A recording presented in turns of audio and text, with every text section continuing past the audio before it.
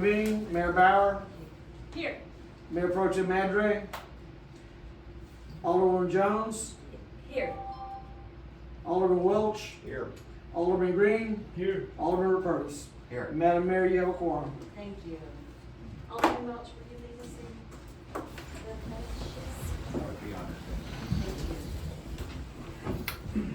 I pledge allegiance to the flag of the United States of America and to the republic for which it stands, one nation, under God, indivisible, with liberty and justice for all.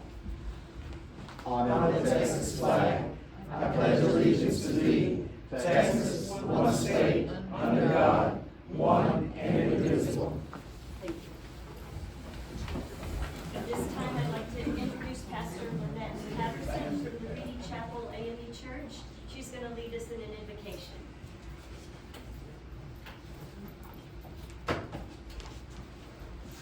Let us pray. Lord God, we thank you for this day, one which we have never seen before. We thank you, Lord God, that you touched each of us this morning and that we rose to be able to walk amongst the land. Now, Lord, we thank you that you are even in the midst of a city hall meeting. We thank you, Father, that you're going to bless all the decisions that shall take place on tonight, that there will be unity and harmony in this room. We ask now that your Holy Spirit come and reign, that every decision that is made will glorify you, that you will protect Jamaica Beach and all of its residents. In the name of Jesus we pray. Amen. Amen. Thank you very much. Okay, at this point, public comments. And Mr. Wendt? You do that first? So what kind of wake up? So I'm not gonna put your last name. During your campaign, I accused you of being a puppet for Ms. Jones, and I want to apologize for that. I do not believe you have turned out to be a puppet for Ms. Jones that have recruited you to run for mayor. On the other thing I did want to bring up is that Ms. Jones was reaching out to the county and going to a lot of these organizations and meeting a lot of people. By doing so, she's basically representing Jamaica Beach as Alderman. I just feel like you as mayor should be reaching out and doing more of this outreach and being out there and putting yourself out as mayor of Jamaica Beach for that you meet and get out there in more organizations. Audit, I don't know where an audit is. I haven't heard anything about an audit for the last several months, and that's just something I remember with Jones looking at people saying, no audit, 5 years, in indication as to maybe Claymore stealing money or something. I don't know, maybe she thought that, but made that indication. So I want to make sure that audit is still in the works. We haven't even had the first audit yet, and we got 5 years worth to do. So that's something I wish the city may want to address in the future. That's all I got. Thank you very much, Mr. Wendt. Okay, we have two comments. As most of you are aware, for people wanting to speak remotely, we have a system whereby people can go online the week before and submit an email to be read. We just had lots of ongoing technology challenges with people calling in. So we've had two individuals request to be heard tonight. The first is Mr. Larry Benthal. Can everybody hear me? Okay, try to get closer. All right, is that better? Am I picking up now? A little bit better. Okay. First is from Mr. Larry Benthal on 16630 Nassau Way.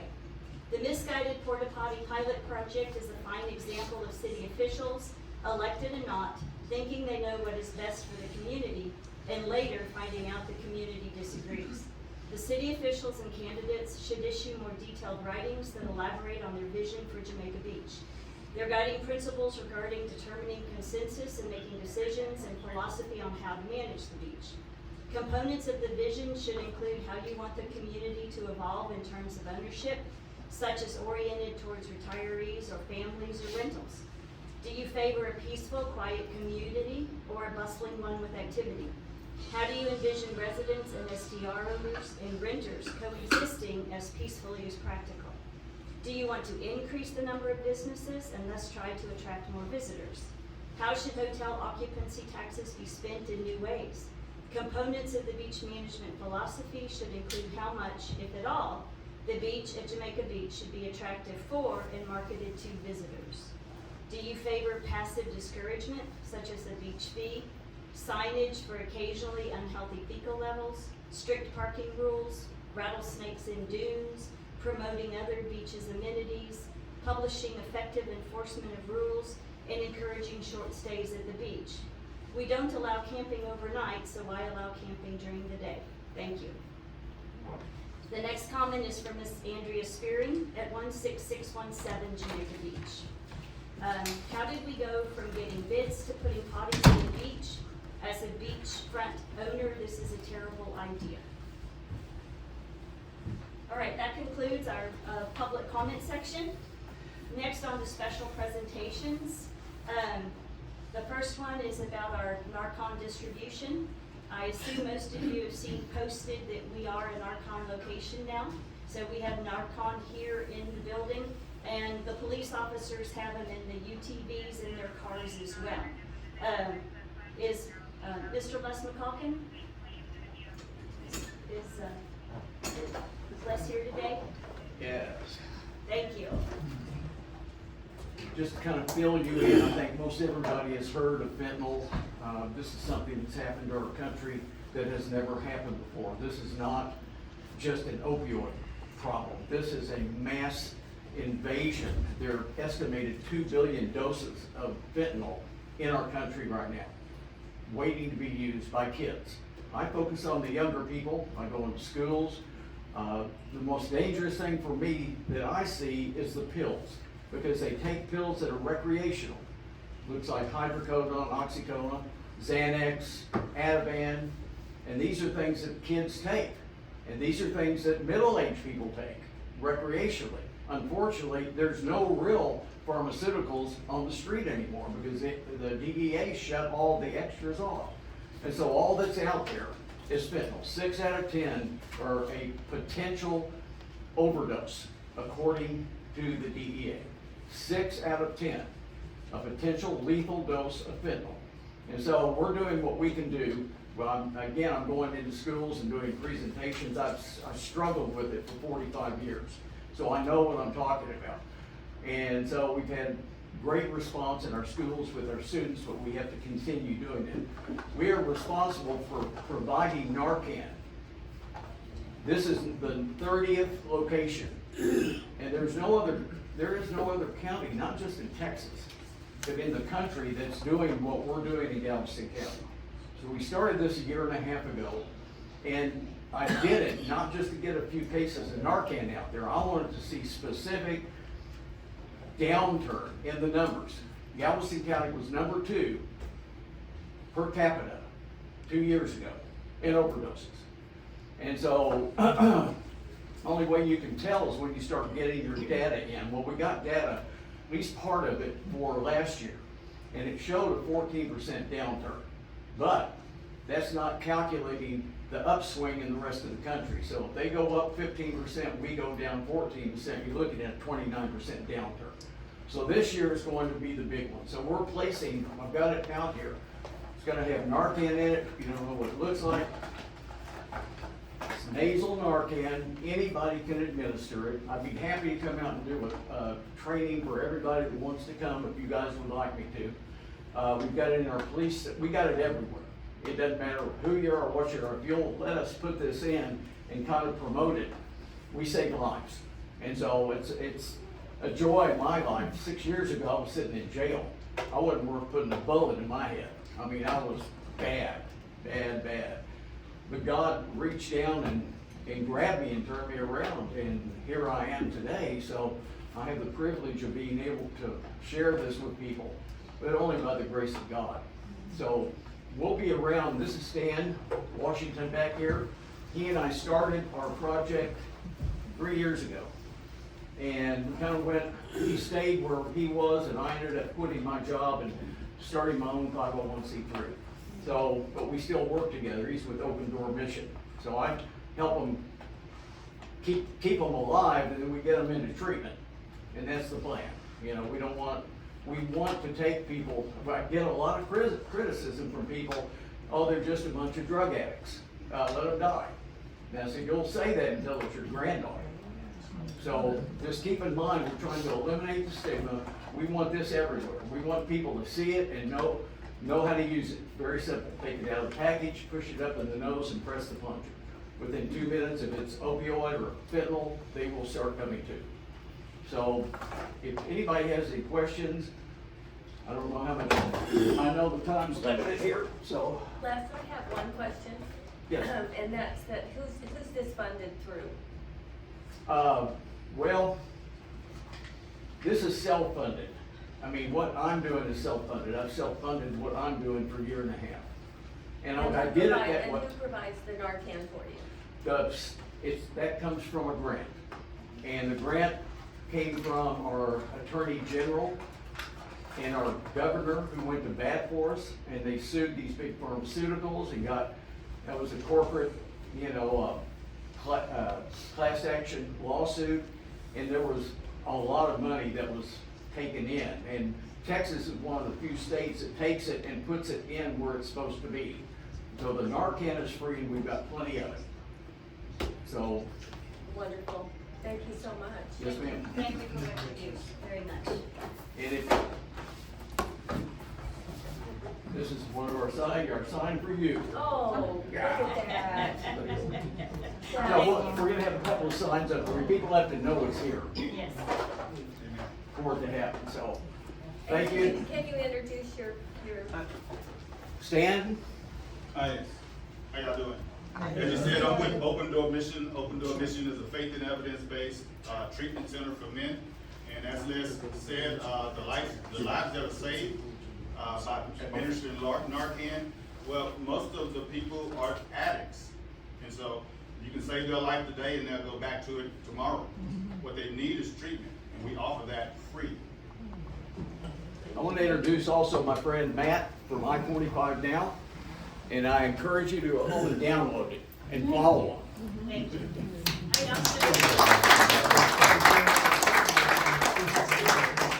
also like to note that Ms. Terry Leah Wilson sent one of her representatives. Can you please stand up and represent yourself? Well, thank you so much. I just started last week, everybody. So, but you'll get to know me, you'll get to know my face. Some of you probably already recognize me, because I've been heavily involved with the community of Galveston, whether the Chamber of Galveston, over in Texas City. And so I know a lot of familiar faces. And I just want to say that I'm here to represent State Representative Terry Leo Wilson, and this is a big deal to her. She really wanted to be here tonight, and so we just want to thank you for what you do, what you're doing. And take care for us. I will, and it is a sensitive topic. It's very sensitive, especially when you have people that are close to you not here anymore. And I believe that happened, what was that, last year? There was 2 around Christmas time. Yeah. And so it's just, thank you for what you do. I think positive things will come, and I hope that they do. And so that's it. Thank you. Can you tell me your name one more time? I apologize. Maggie. Maggie? Maggie, M-A-G-G-I-E, Maggie, like the Rod Stewart song. My last name is Albrecht. Thank you. You're welcome. So thanks for having me. Thank you, and thank you all for doing this.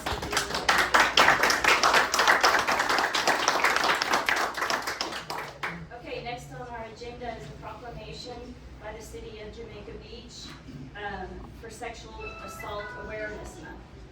Whereas sexual assault is a growing concern for our community, state, and nation, and needs to be noted and addressed.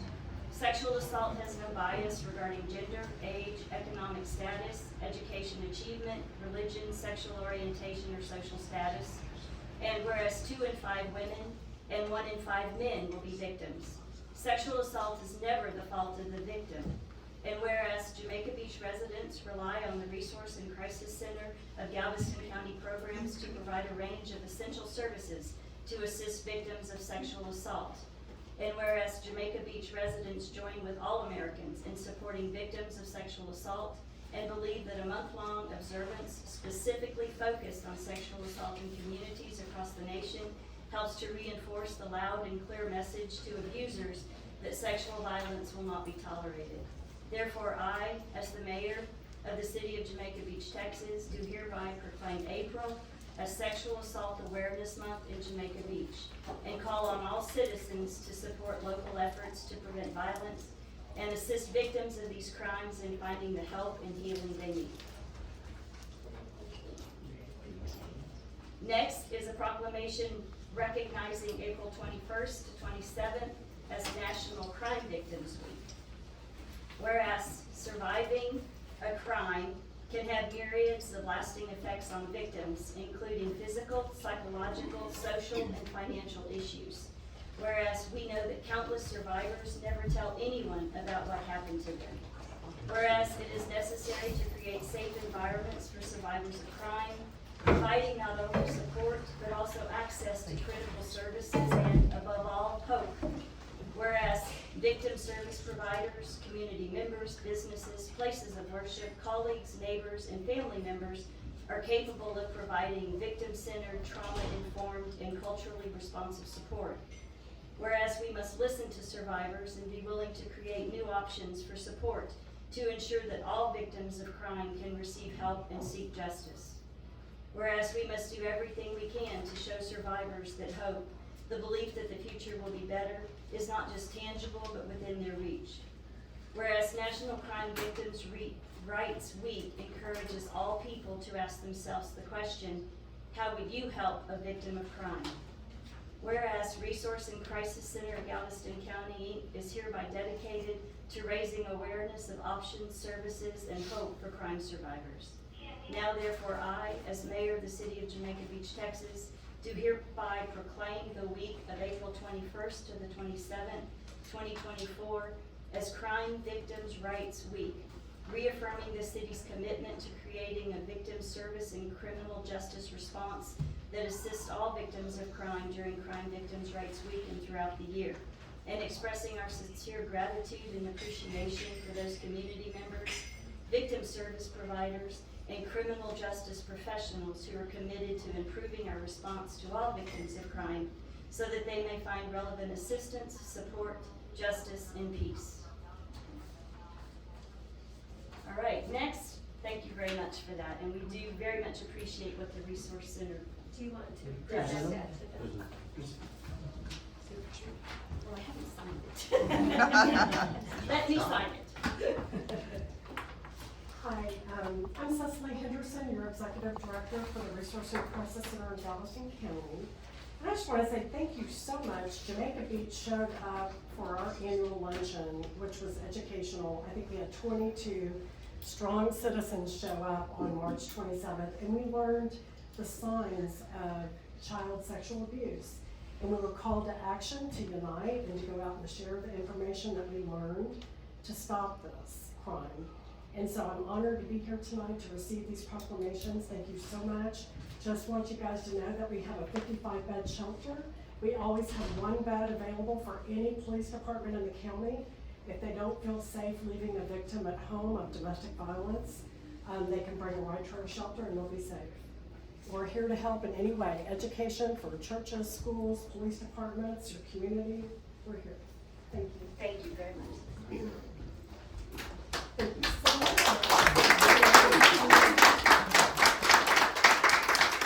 We really appreciate it.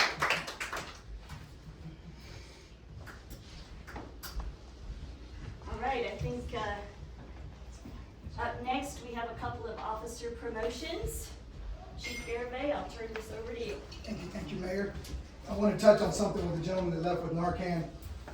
We need to understand something that, still call 911. I was talking to Chief Bay's real big about this. Don't think it may work, it may not work, so don't forget, while one's doing it, somebody else, get on the phone because we need them there as well to assist. Just a little thought I throw out there. Tonight, Mayor, we're here to recognize a couple of officers are being promoted to lieutenant and sergeant. As you well know, Lieutenant Posey resigned his position to take a job in the private sector, and Sergeant Mike Gillen, after 43 years of total service, 5 with Jamaica Beach, is calling it quits. I remember when I got on here almost a year and a half ago, he told me right off the bat, April 2024, April 2024. So he's been counting on the days, and so he is gone. Both of these gentlemen that we are promoting tonight, a wealth of knowledge between both of them over 27 years. They have a passion for the profession, and I know they are going to make great leaders in this community. They understand what Jamaica Beach needs and wants, and that's what we're here to do, to serve them. With that both being said, Seuratta and Chris Nolan, come up, please. No, actually, we were out there and they got a call to go assist Galveston, so we're trying to do both. So come on in. They brought their lovely families with them. They've already been sworn in, but I just wanted to recognize them here tonight. We're going to start with Chris Nolan, who will be promoted to sergeant. Christopher Shaw Nolan has been a police officer for the last 14 years here in the state of Texas. The last 3.5 years here with Jamaica Beach. He's been on night shift patrol. He started his career with the constable's office on the east side of downtown Houston, where he served as a patrol constable. While working patrol officer, Nolan also held positions with various specialized units in some of the toughest parts of Houston. I know that for a fact. He was at Precinct 3. Christopher is inspired daily by his wife and their 2 sons, his wife Erica and his sons Wyatt and Cullen. I'd like him to acknowledge his family that came with him. Would you have her with you? I have my wife Erica and my 2 boys, Wyatt and Cullen, and my mother and father-in-law. So Chris is going to be promoted to the rank of sergeant and take the mid shift. We're very proud to have him come on, and I think he said his lovely wife's going to be pinning his badge on him. So we'll call. Bring them with you. Councilwoman said bring everybody. Come on, son. You're in charge. Come on up there. Everybody come back.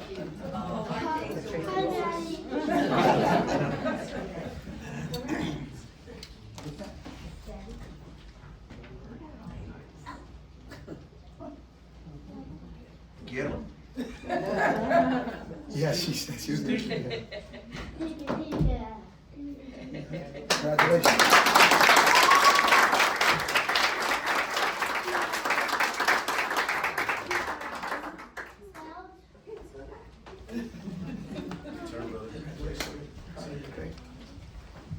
Next, Mathew Seuratta has been in law enforcement for 13 years. He holds a Master Peace Officer.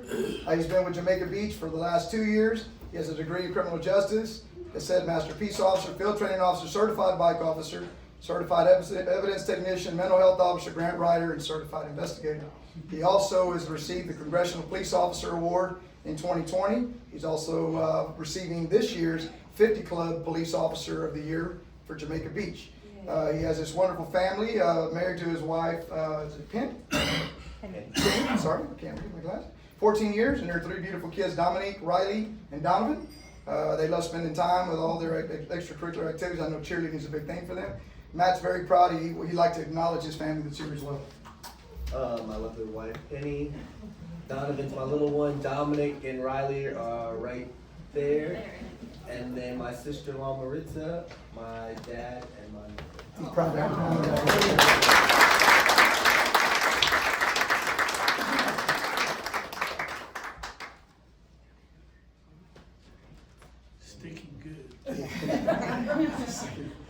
So they asked me, and I said, "Look, don't put the bottom part in for now, because I know this." Can I still call you Matt, or do I have to call you LT? Just like, call it what you want. Mayor, council, and Kendall, thank y'all so much for your continued support.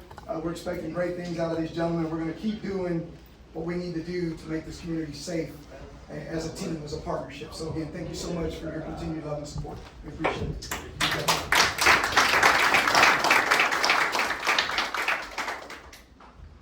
All right, next for announcements, we'll be closed Friday morning, Friday, April 19th. We're having a City Hall hurricane evacuation training. So unfortunately, it's that time of year, and also unfortunately, they're predicting an extremely active season. So we appreciate your patience, and come in on Thursday if you need something. Also, a reminder that on April 21st from 3 to 4:30 is the candidate forum at the park for those running for city councilman. And then also, as he mentioned, Lieutenant Posey has resigned, and Sergeant McColgin has retired, and there'll be a recognition for them at the park on April 27th from 12 to 4 p.m. So come out. I know Gillen has requested he wants to drink beer with the citizens because as an officer, he could never do that. So please come, raise a mug and a sip in honor of Mike. All right, then next is reports from directors. Mr. Francis? All right, thank you, Mayor. Well, let's start with, I will address the citizen comment earlier regarding the audit. So the fiscal year 2019-2020 audit is completed. However, it has been sent to the lead auditor for her review and the result letter sent back to us. Because this is tax time, they've asked a little patience.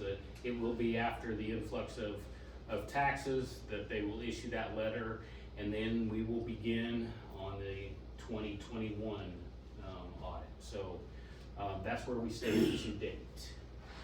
I want to draw people's attention to our online access for water bills and accounts. We're trying to encourage customers to sign up online for account access. That's going to allow them a lot of benefits, such as viewing and printing your current and past water bills. You can enroll in paperless billing. There is online bill payment options. You'll be able to view their usage for the past 13 months and your transaction history for the past 2 years. So there are some handy benefits to that. And if you go to the city's website, there's step-by-step directions on how to sign up. I was able to do it, so anyone's going to be able to. You will need your account number off your bill, so that is a requirement. So, but like I said, we're trying to encourage people to move online to get some of the questions and information, or even pay their bills. So. Personnel, we do have an opening for a full-time. We're looking for a full-time building permit clerk and a code enforcement officer. We're also seasonal. We're hiring lifeguards. So if people are interested in working at the city pool, you can contact us here at City Hall for that information. A couple of things I can cross off because you've already mentioned them. Maybe the last thing that I would bring to note, and this is in regards to short-term rental enforcement. We are enforcing the ordinance that are passed. We're just this week have started issuing citations to those who are incorrectly posting their maximum occupancy limits on their rental platforms. So we are monitoring those and addressing them as necessary. All right, thank you. Chief Garibay, do you have anything to add to your report online? Is he responding to a call? Okay, They may be taking pictures. yeah. Chief Garibay's report is attached, so you can go to the agenda packet on the website and read the details of all the activity in the city. And Chief Garibay is doing a great job of documenting and providing summaries of citations and calls conducted during the month. Mr. Quintero, do you like to speak to your report? We took a beating on the porta potties, so that has been resolved. We've taken a few little beatings because of the curbs have taken beatings, so as we try to beautify the city and painting them on there. And Kendall and I were talking, they're in the middle of the block, so we're asking people to drive safely when they're riding down Buccaneer. That's if you will see that the stripes at the park were repainted, and we're gonna do parking lots here will be repainted, and we need to address the garage doors on all of City Hall. They're starting to rust pretty badly, and we'll figure out where we're gonna get the money for that and do that in the next few weeks. All right, Chief Baden. So during the first quarter of the year, we responded to 47 calls for service. 7 of those were mutual aid or automatic aid given for Galveston. 2 of those calls were fires, 21 calls were rescue or emergency medical service calls. 5 calls were hazardous condition with no fire, 9 down, something like that. 6 calls were good intent for false alarms, that was actually up this quarter. And 1 call was a special incident type, and 12 calls were service calls. Just as a comparison, that's right on par with what we did in 2023 for the first quarter. We did respond as part of our mutual aid agreement with Galveston. We responded to 1 EMS call because their units were tied up on the other calls. 1 EMS call at the San Luis Pass to provide a 4x4 vehicle for them. And we also responded to a vehicle accident at San Luis Pass because they needed some additional manpower to help them with the number of people that were involved. And then we provided mutual aid on 2 fires. Our website is now fully operational now that we've gotten it up and running with the new vendor. And all of our upcoming events and call volumes are updated there monthly. Oh, good, no. Thank you. Very much. All right, next is consent agenda, approval of minutes. If there's no discussion, do I have a motion to approve the minutes from the regular city council meeting on March 14th, 2024? I'll make that motion to approve the minutes. Do I have a second? Okay, all in favor of approving the minutes from the council meeting on March 14th? Yeah, unanimous vote. Unanimous, okay, thank you. All right, next is comments, reports from members of council. Ms. Jones, Alderman Jones? Thank you. Thank you, Mayor. The Resource Crisis Center invited me and 22 others to the annual fundraiser to hear Jenna Quinn. And I brought her book with me just so you could see it. It's a remarkable story about a survivor. And she wrote this book, Pure in Heart, and it's about her journey to break free from sexual abuse from a family friend. Jenna, with the help of her Texas state legislatures and Governor Perry, was able to pass Jenna's law in Texas, and she's on her way to pass the same at federal level. Jenna's law requires each school district to adopt and implement a prevention policy that educates students, teachers, and parents on the likely warning signs of abuse. So if you'd like to read a wonderful book, wonderful story, I strongly suggest that. Thank you for having us, by the way. I counted over 60 volunteers at the JVIC cleanup on Jamaica Beach Cleanup Day. Marvelous to be able to spend time with our community. Easter was a lot of fun. Thank you, Tina and Chief Garrity and all the many volunteers who showed up. Yesterday, I attended the Galveston STR Task Force meeting. Galveston is struggling with many of the same issues we have, and they are searching for solutions. I believe they'll be ready to present something in June to Galveston City Council, and I believe it will be quite fascinating to see what they've come up with.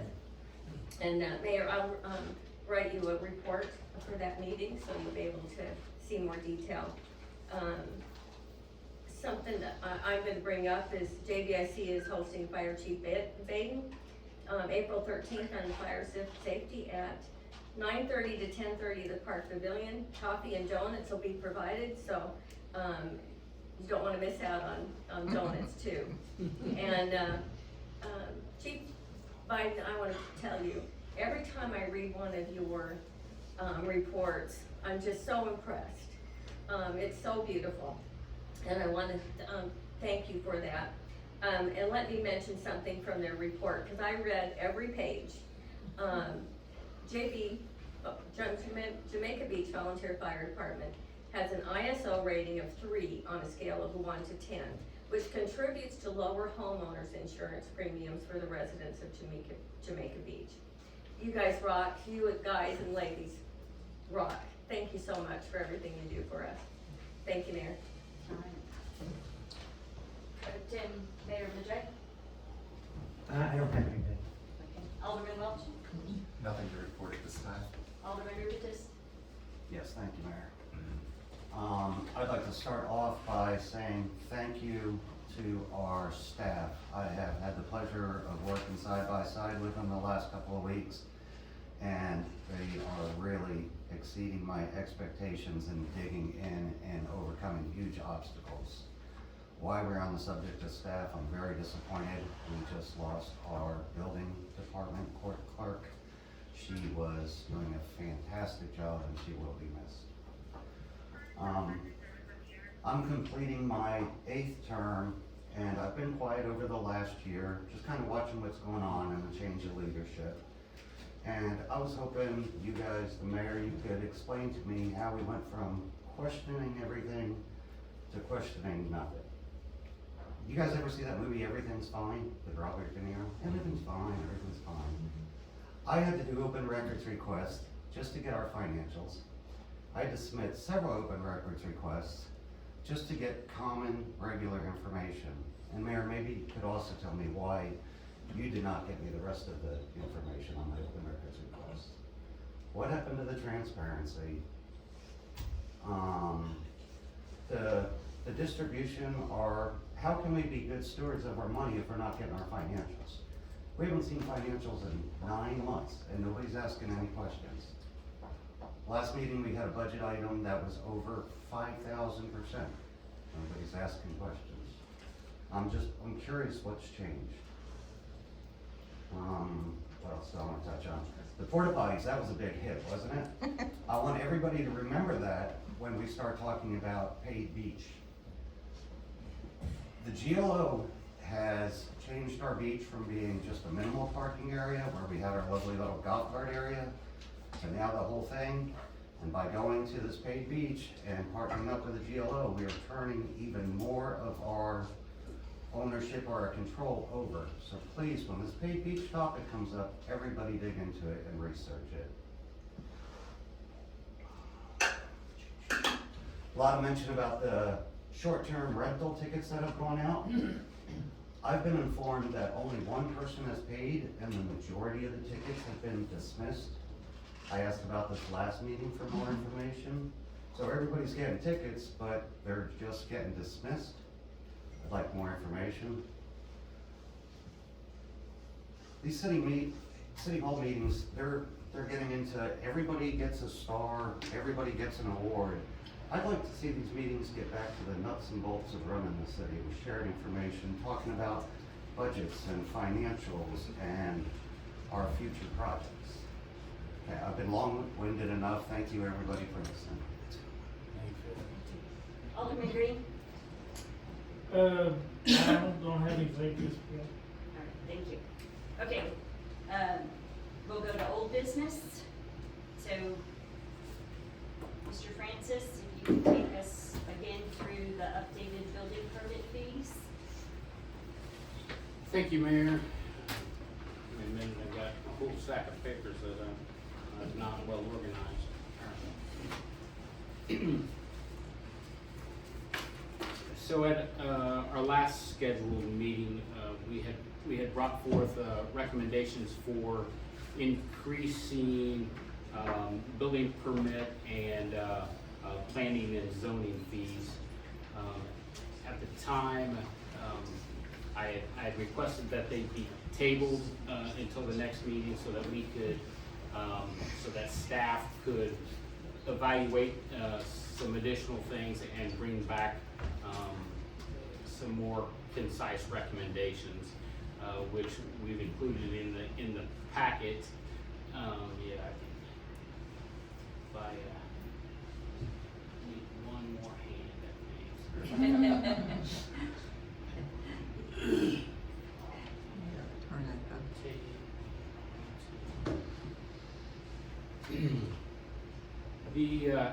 Really the most notable changes,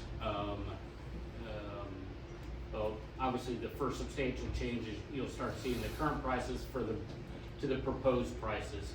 And you'll see there it appears to be significant increases. Most of our current permits are $125, or $100 if they don't need inspections. So we are proposing that essentially all of those are raised to $300 with a couple of exceptions. The reasoning behind that is it's kind of twofold. Right now we have been essentially losing money on these because the inspections that are included with these, we pay for the inspections, and that cost has increased for the inspections, as well as there is a portion of staff time that's included to that. So we worked with David Ewald, who is our building inspector, who's a long time Galveston inspector, to try to come into similar type pricing that Galveston has. Now, Galveston, they have a much more complex calculations for their pricing, so it is not apples to apples, but we also do not have the same type of staffing that Galveston has to do some of the calculations that that they do. As you'll see in my the staff reports, you know, I did include copies of Galveston. Again, it's convoluted, hard to compare them, because they have multiple smaller fees and calculations depending on size of, this is just an electrical permit, and so it depends on a lot of things, and each one of those separate charges goes into the permit depending on the circuit size or the amperage, whether it's a transfer, what kind of horsepower, things like that, and here's an HVAC permit. Again, it's not, there are a lot of factors that go into that. Unfortunately, I don't really have the staffing to adequately follow up through these, so we try to make it as simplistic as possible by putting straight fees, calculating straight fees. So again, just an example of an AC platform would go from $125 to $300.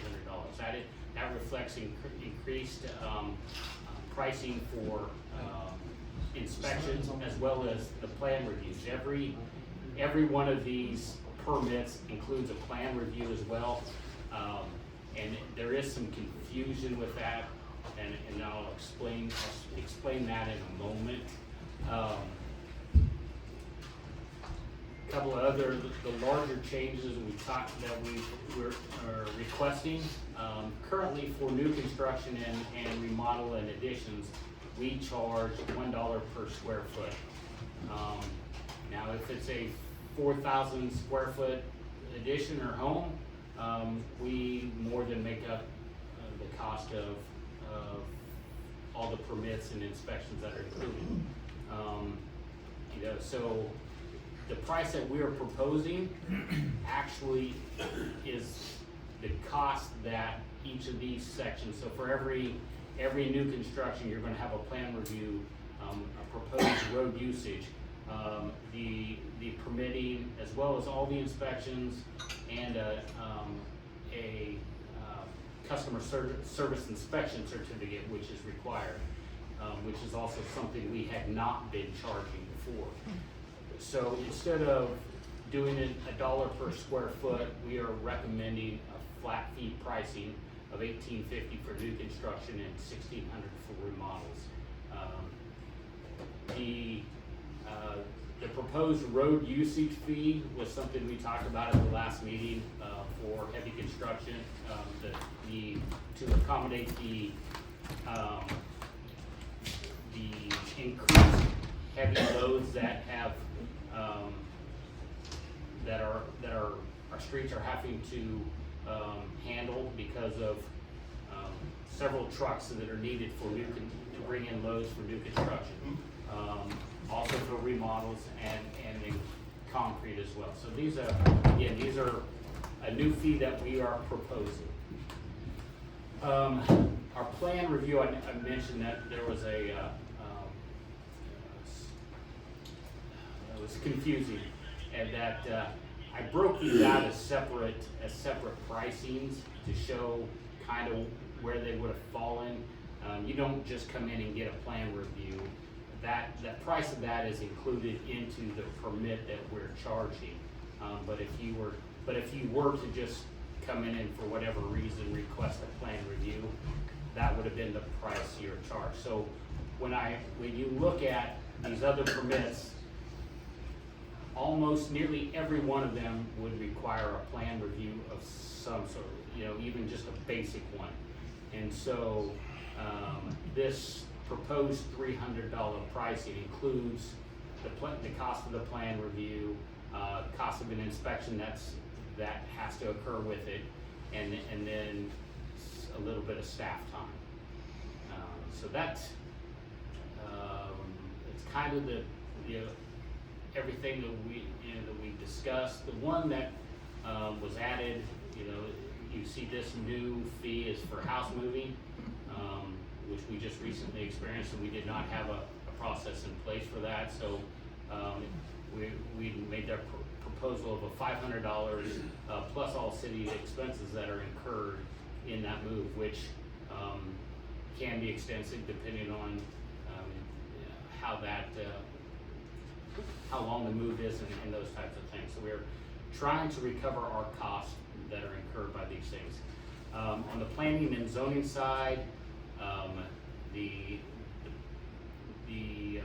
plats and replats, that cost of that has gone up significantly, but that's based on the publications that were required for the news.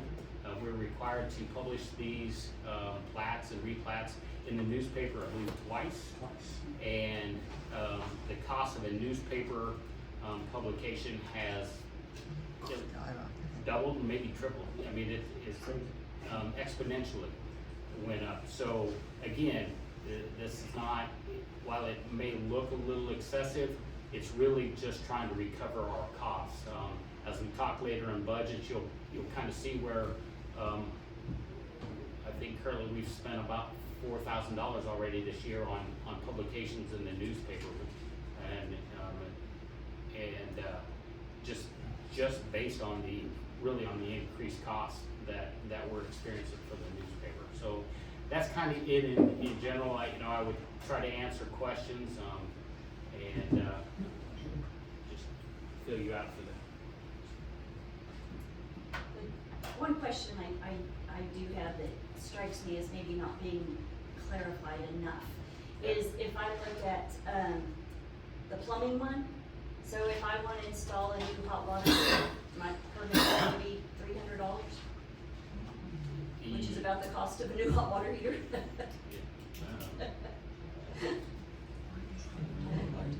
It was general plumbing and gas. It's a single line item, but keep going up. I think it's On the first page. right there, Right see there. gas plumbing, yeah. Is, you ever had to get a permit for replacing a water heater or something? No, that's crazy. I can't speak to that. I'm going by what I was, the information that I was given. I don't think you have to get a permit to replace the water heater. I mean, you're just Okay, you're already there. replacing, Okay, you're replacing, you're doing what's already Yeah, there. Okay. I wouldn't expect you to. okay, all right, just making sure. Because that one kind of struck me as, whoa, Right. that'll cost what the hot water heater was. Part of this inspection too, right? It is, inspections are included in it. Ensure the water heater is safe to use. Yeah, but to her point, we would not require someone to get one to replace To their water. replace it. You don't need an inspection to replace the water heater. And if someone came and asked for that, I don't have the correct answer to that. we would explain to them that it's not needed. Okay, all right. I have a concern. I mean, I agree that we need to do something to cover our costs. However, on the other hand, we already have a ton of unpermitted work that happens. And I don't see how raising the fees helps with what I think the real problem is, which is the amount of unpermitted and uninspected work that goes on around here. I would like to see that addressed. Well, there's no question that is an issue that does need addressed.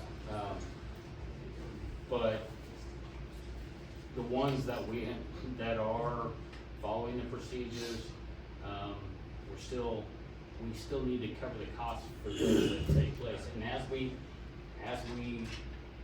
get situated with code enforcement and those inspections, be able to get a handle on that. We still need to be able to cover the cost of this for the ones that are legal. So you're right. It's not an easy answer. I also, are we going to have some sort of guide as to what's reasonable, right? And I'll use my stairs, I have a landing, right? So if the boards on my stairs or landing are starting to rot, for example, and I say, okay, I'm just gonna tear these boards off and replace them. Would that be a $300 permit required? See, but it's not clear here. And so we need some differentiators. Now, if I'm putting on a whole new set of stairs, and new posts and all of that fun stuff, absolutely. But I think we need some guidelines as to what work kind of requires a permit and what doesn't, because I can see this. We did have a workshop back in, right when Jessica was leaving. We had a workshop with our then code enforcement officer, Jessica, Bailey, who was replacing her, David Ewald, and I was able to sit in on quite a bit of it. And so we do have a book, and in that book, my understanding is that if it's an exterior space like that, decks, stairs, if you're replacing less than kind of 50% of the boards, we don't require a permit because it's replacement in kind, and it doesn't trigger the new building code. So building codes now on decks and elevated exterior structures, they have new guidelines and engineering requirements. So if it's replacement of more than 50%, we require a permit. Less than that, then it's a repair in kind. And we typically have not required a permit for that or engineering for that. And we lean on the wisdom, the experience of our inspector quite a bit. If there's a gray area or a question, we'll ask him as to his input as to whether it would require a permit or not. So we try to use like a common sense approach to it, but we also need to make sure that we're following the law. And the residential building codes. He's exceptional in doing a good balance with that. Yeah, and that book is a start. Historically, we had nothing other than the opinion of who was issuing the permit at that moment. And so we are trying to build a database where we can be consistent, and then we can also validate it against code. So, I'm not saying they're work in progress. Yeah, it's gotta have it written down, because asking questions. if somebody gets run off and and you don't know what they're doing. Yeah, and we've got a book now. We've got people getting run off too. And I know Bailey was great about adding to it as things came up and questions got answered. Any other what other discussion do we have? Anyone can come and look at it? Yep, absolutely. Absolutely. And I suppose at some point, Kendall, we could attempt to, it's a working resource at this point. We could put it on our to-do list to kind of structure it more and actually post it, as a guidance, not as a a concrete rule, but as guidance for people to review. That might be a good ad for us. Yes. Okay, David, you were talking about your stairs. So the current procedure to replace a set of stairs in Jamaica Beach is permit through JBSE. And to do that, you have to have a plot or a survey, okay? Once you get approved through JBSE, you have to hire an engineer. Get the engineer's approval, you submit all that to Jamaica Beach, then they have to review it. Time, money, time, money, time, money. This two entities permitting through both, permitting through JBSE, but yet I've heard time and time again, they can't enforce these restrictions. It's a redundancy, and it's creating a lot more work on our staff. But just for a simple set of stairs, engineering is $650. Now the permit's $350. If you don't have a survey, there's another $1,000. This is a muddied system and needs attention, and I completely agree that we need to raise the rates to cover our expenses, but we just lost our building clerk. Is now the best timing, and does this deserve more attention? Are we gonna pass it and adjust it later? I do this for a living, and I don't understand it. All I have to say. It's just to replace the stair. All of those steps just to replace a set of stairs. An exterior stair. Yeah, because the new guidelines, I questioned this too when I first came in, because I was like, I just want to replace a set of stairs. But the new residential building code has guidelines that have changed. And if you replace stairs, it's not like what was there is grandfathered. You actually have to adhere to the new code if you replace something. So our decks, our bulkheads, anything, an elevated structure. This is what I've been explained by David Ewald. Those are 2022 codes, correct? But have we ever accepted them, or are we still going off of 2018 or 19 IRC? I believe it's 2018. It's 18. So we're enforcing codes that council has not approved yet. I believe the new residential code is in 2018. David Ewald and I did review that. I can't put my fingers on it, Russell, and we can get David Current to code should be 21. I don't think 22's been adopted yet. 2021 is the current one out there. Yeah, I just want to bring it to everybody's attention. I think we're enforcing codes that the city hasn't adopted yet. Okay, I'll do some follow-up on that. The other thing Can I comment one thing that has got me confused? Thinking in the future, most of the homes that are built have been stamped by structural engineers, which includes that exterior stairway. So if it's just a replacement in kind, it's the same as the structural engineer approved. We should be there. This shouldn't. I questioned that too, because I was at the same philosophy. Because it does meet whatever code. But my understanding is That would be a not necessarily, alright? If you've got an older home, it was built in 1980, codes have changed since then. So. And my understanding is for exterior elevated surfaces, it has changed. But Russell, to your point, we'll follow up with David and get exact reference. But the other thing that we did do, and we haven't acted on it yet, something we probably will propose in the new budget. We got an estimate from an engineering company to give us a kind of a blanket drawing that, it defined if it's within these guidelines, this engineering works.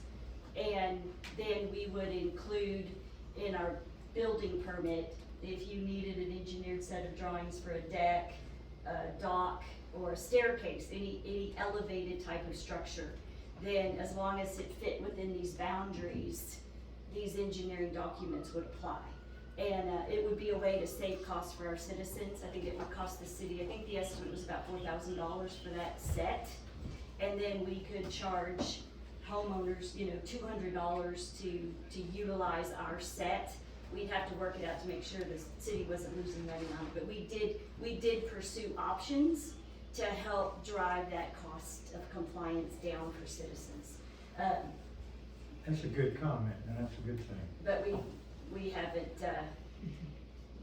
enacted that yet, or pulled the trigger on that yet. So, So it sounds like this is still, we're still discussing that. So we're not, I mean, doesn't sound like anybody wants to vote on it yet. So we have a structure to go by. do I have a, motion to table, the updated building permit fees? I'll make that motion. Do I have a second? I second it. Do I, all in favor of tabling this motion for further discussion and clarification? Madam Mayor, Yes. you need to put a date to when you're tabling it. You can't just do it Oh, indefinitely. You have Okay, to. thank you. So let's table it till the, what do you think is a reasonable time? The 20, I mean, we've gotta, I guess I'm gonna need a little bit more, clarification from the council as to what areas they would like to see. Is it the price themselves, or is it, I mean, is it way more than that? I mean, are we? Well, I don't think it's the price. I'm fine with 300 for a permit because you gotta have an inspection and all those things. But there are things that might be required that aren't disclosed here. So I go to, do something and I figure it's gonna cost me $300, and then I find out, oh, I have to have an engineering diagram and I have to have this and that, and all of a sudden, the cost of my permits and engineering is gonna cost me more than it would cost to make the repair. So I would probably put the repair off if I knew that. I mean,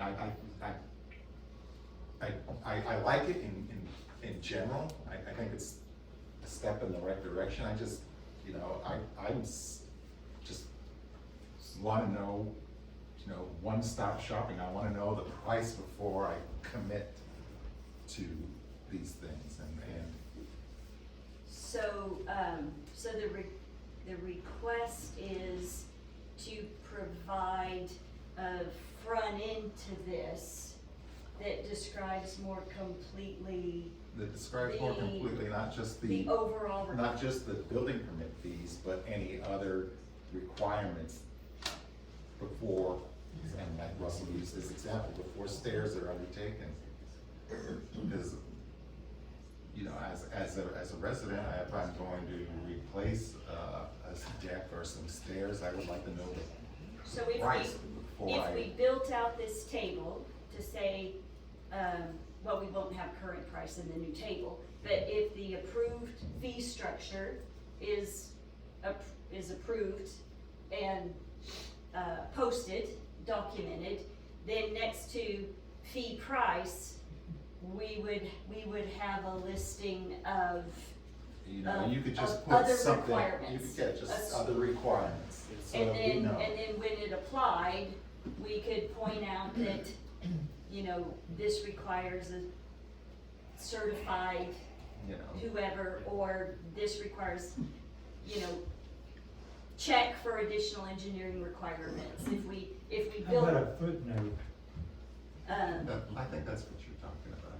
Yeah. Footnote, just something that has like, read other But, well, I know documents. in the example, that Russell gave, so it's my understanding that JBIC is only concerned if your footprint exceeds the build line. That's what they're going to be looking for. If it doesn't, they're going to check it off and hand it to the city, and there wouldn't be a charge associated with that.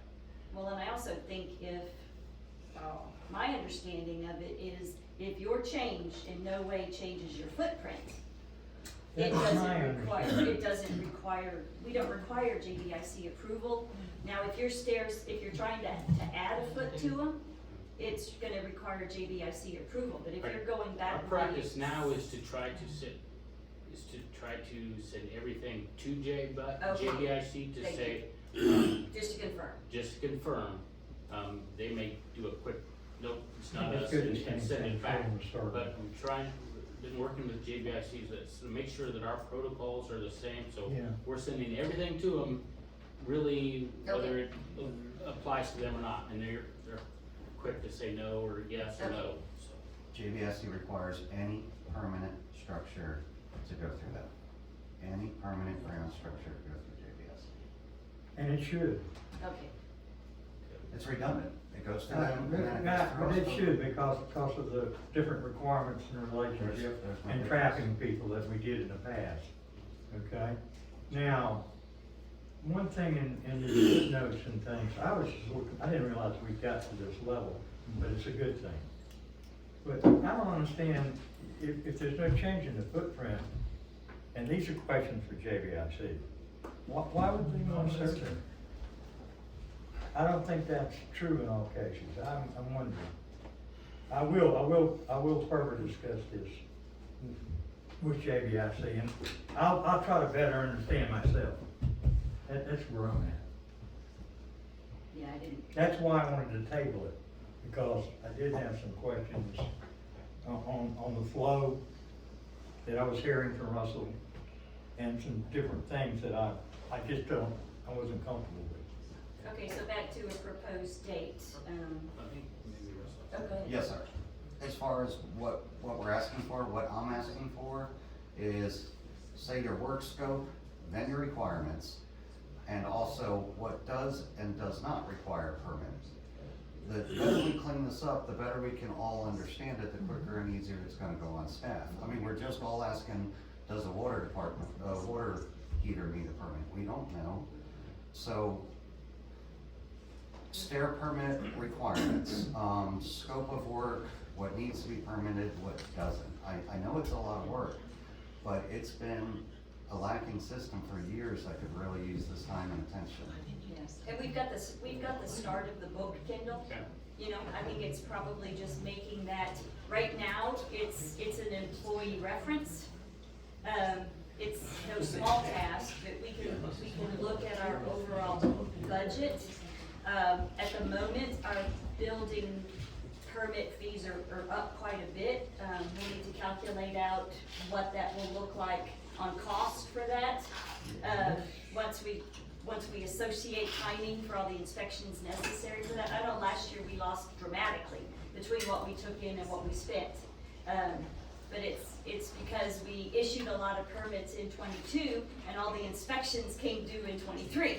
So, the money flow here is not always apples to apples, but we can look and maybe this is something where, Safe Site or one of the other companies, we might be able to utilize them to help us build out and document this process. But thinking about a date to come back, based on the fact that we're getting a new building person, they'll be probably a month before they show up optimistically, and then a month before they know how to spell Jamaica Beach. Kendall, can you throw a date out for us? August 15th? September 1st? I was trying to hope before August. Okay. I was trying, maybe I'm being overly optimistic. Well, if you get it done sooner than that, it's just a target. Well, you have to vote to table it to a certain date. We have to vote on it now. July 4th. Creating that deadline.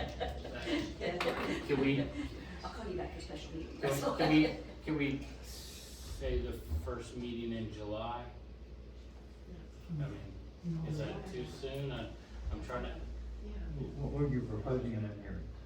If you don't feel like you're ready, you can always table it again. But sooner the Yeah, better, yeah. right? So whatever that date turns out to be, let's check for holiday, because July 4th happens to be the. But we're the second. Yeah, the second, yep, we're on the second, so it's the 11th, yeah. Okay, Okay. all right, so do I have a motion to table? You have a motion, and you just need to add the date on it. I'll add the date. July 11th. Thank you. All right, All in favor of tabling, the updated building permit fees until July 11th? All in favor? I'm gonna. Oh, you, okay, you didn't, I saw you moving. Ethically. Okay. Oh, okay, all right. Okay, on to new business. Discussion, consideration, and take action to approve donation of the old police boat. So, the police boat has sicknesses, and the fire department has requested that due to skill sets they have within their volunteer department, they feel they can, They can fix anything. they can apply emergency resuscitation. So, So, the condition of the boat doesn't bother us, we've already looked at it. My assistant chief is a boat mechanic, so we feel certain we can breathe life back into it. For us, our sea legs is an amphibious boat, we've had it now, it's 11 years old. Because of the need that it fulfills and the ability to launch it from the beach, to get through at the pass and things like that, that's really where we wanted to use that boat. This would give us the capability to handle the bay rescues. I did some quick math, it's about 50% of our calls are open water bay rescues. That this kind of boat would be perfect for.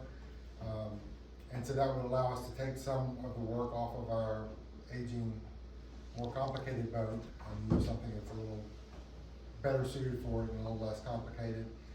Maybe extend the life of our other boat. Also gives us a backup in case one of the boats needs to be down for maintenance that we don't have today.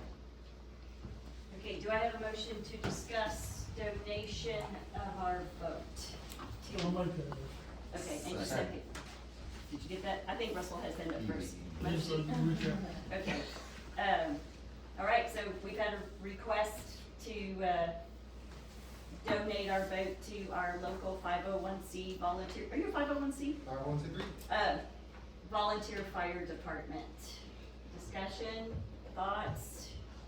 I'm all for it. I'd like to make the motion to approve. I'll second. Okay. All right, all in favor of donating our aging ill boat to the fire department? All right, we have unanimous. Thank you, Chief. Yes, thank you, Kyle. Okay, next item of new business is discussion, consideration, and take action to approve contract for the lift station's rehabilitation. Do I have a motion to discuss? I'll make that motion.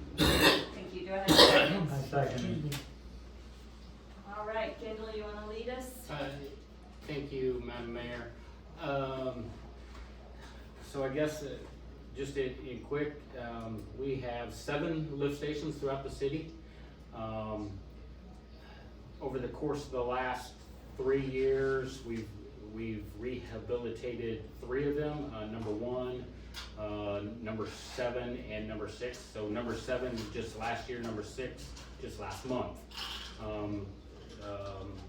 6 was at a point of critical failure, and so we made the emergency repairs on that. That leaves stations 2, 3, 4, and 5, all of them in various states of needing rehabilitated. Out of those, none of those stations have all of the pumps that are actively working. Station 2 is a triplex station, so that means it has 3 pumps. 2 are active in that. The other 3 are duplex stations, so 2 pumps, but only 1 pump works in each of those. So there is no redundancy in our system.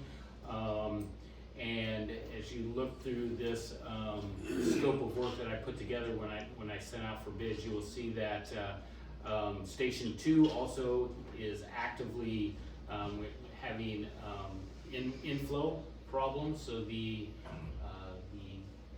joints, the concrete joints, the grout is gone, and so during rainfall events, water actively flows into the lift station, which we try to avoid. So it may be the one that is in the worst condition because it does need to be lined. All of the piping is in various states of disrepair. I do call for complete replacement of piping in Station 2. But all the other stations have some piping that needs, maybe needed attention. None of the check valves work on any of the stations. I think there's 9 check valves. I think one of them of the 9 works. Just trying to think what else. The pump railings that are used to remove the pumps out of the lift stations. Several of the railings are rusted through and broke off, so you don't have that capability to even pull the pump. We have a couple of the pumps, or a couple of stations, Station 4 and 2. We have reoccurring problems with them clogging up, and so, as with the other stations, we're trying to alleviate that problem, and so this bid calls for the replacement of the type of pumps we have with what are called vortex pumps. They're a larger volume to allow more flow to pump through them. So I say all that to tell you that although our stations are working, they're really in the need to be replaced today. So I put that out for bid on the TIPS program. I believe I had 7 different contractors come and take a look at the project. I received 2 bids. One bid from Triune Construction, the other from Branch Construction. I am recommending that we go with the Branch bid of $224,142.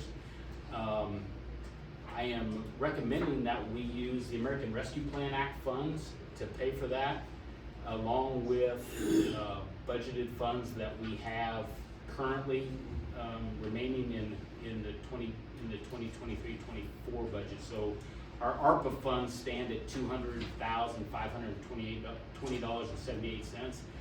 I incorrectly put line item 215. I really meant to put 214. Where there's 60,000 budgeted, and we've used approximately 22,000 of that budget. So approximately $30,000 remain in line item 200 and 200.14. I would stand for questions.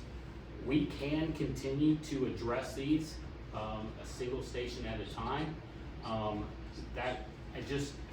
afraid that we're going to get to the same criticality that lift station 6 was, that it was imminent failure, and I also believe that with the economy of scale, we're going to get better pricing. I was hoping to receive more bids. I thought by packaging it together in a larger project, I could attract more people to come down on the island and do the work. Unfortunately, it didn't work out that way. I'm comfortable with Branch's work, and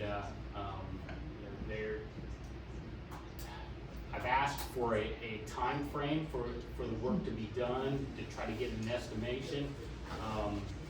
In talking with Dan Hudson, he believes that 60 days is probably realistic. However, these pumps are on the shelf, right? That's what he's trying to confirm. If the pumps are on the shelf, then that's a realistic time frame. If they're not on the shelf, then we're kind of at the mercy a little bit of the. So it's basically 60 days after pump availability. Essentially, that would be yes. our timing. That's kind of our estimated time frame. So I'm really asking, and I had poor wording. I said to approve the contract. What I'm really asking for is approval and authorized to spend the amount not to exceed the $224,942. And then we will enter into an agreement with Branch as to the specifics and the scope and the timing of the project. I'd also like to point out that on lift station number 7, the one out on Bayside, the city probably spent a total of $60,000 on rental equipment necessary to bypass that lift station while those pumps were down. That included piping the workaround as well as paying for rental of that unit. So right now, we're not in that position where we have to do that. We can vacuum out these systems to keep it live while we do the work, like we did on number 6. So that's another reason to get it done, because the cost of waiting could rapidly exceed the cost of the project. And as Kendall pointed out, we do have that CARES Act money, the last round of CARES Act money that recently the federal government has allowed cities to use on general expenses of this nature. So while we did not have this full amount budgeted, we do have those funds to use for these types of projects. And then there's also still money available in the lift station for projects. So CARES Act money? it's not really CARES Act money. It's American Rescue Plan Act. Rescue Plan Act. There were two. Yeah, the there CARES were Act two was the COVID first.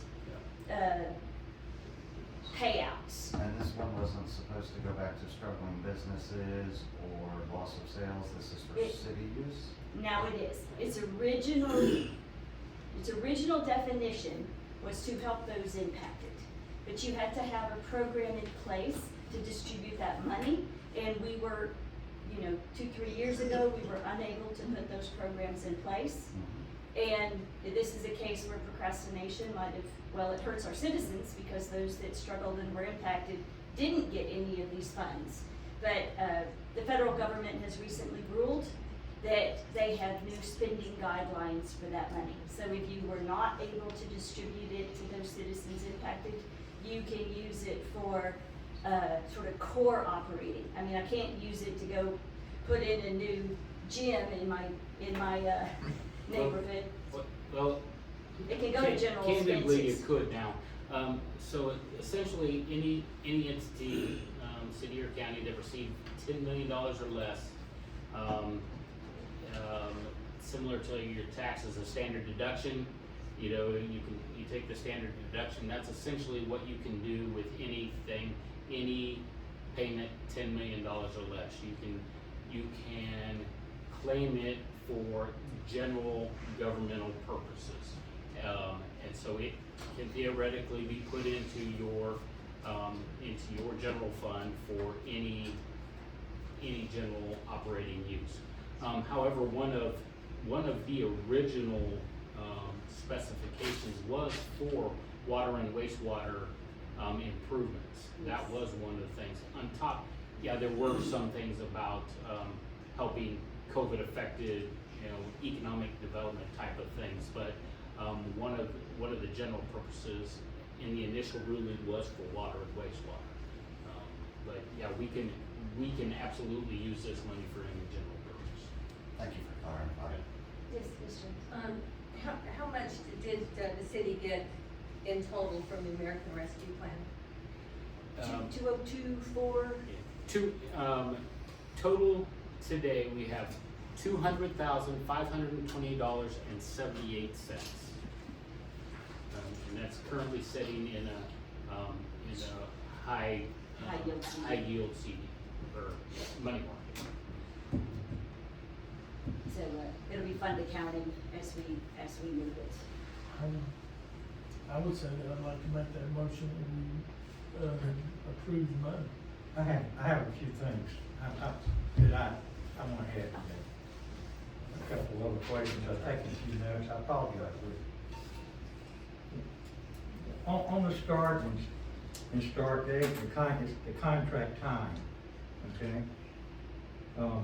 Absolutely, whatever it comes to, we need a start date and we need a substantial completion date. Yes. And also, there should be LDs attached to that. Yes. Liquidated damages attached to that.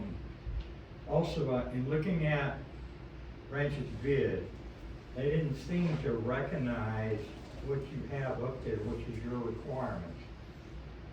Well, and in. They didn't mention it, or they didn't, you know, it doesn't say.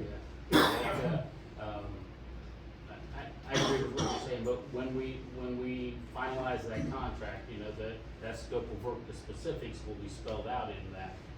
That was my Yeah. point. Exactly. Thank you. The other thing that I had was, this work about changing out the valves. It looks like most of the lift stations, the valves will be changed out. What is it, number 2? Yeah. No, we're gonna replace all check and isolation valves. Yeah, these valves, I mean, I'm concerned, I don't know if you do too, about a change order. Could also change out the piping. If they have problems, they changing out these valves. They're inline valves. They're inline valves. It's basically, well, the way they're rusted, they probably have to cut the bolts and pull them out. I've seen this piping, I know how bad it is. Yeah. But why don't we change the piping? Because I have not seen any indication that it's like thin in spots or now, maybe when they get started working on it, they may discover something. But I didn't want to just, I was concerned about getting the price too high.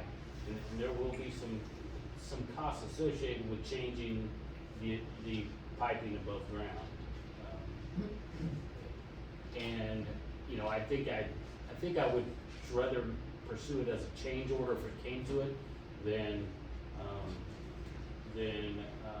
trying to escalate it now.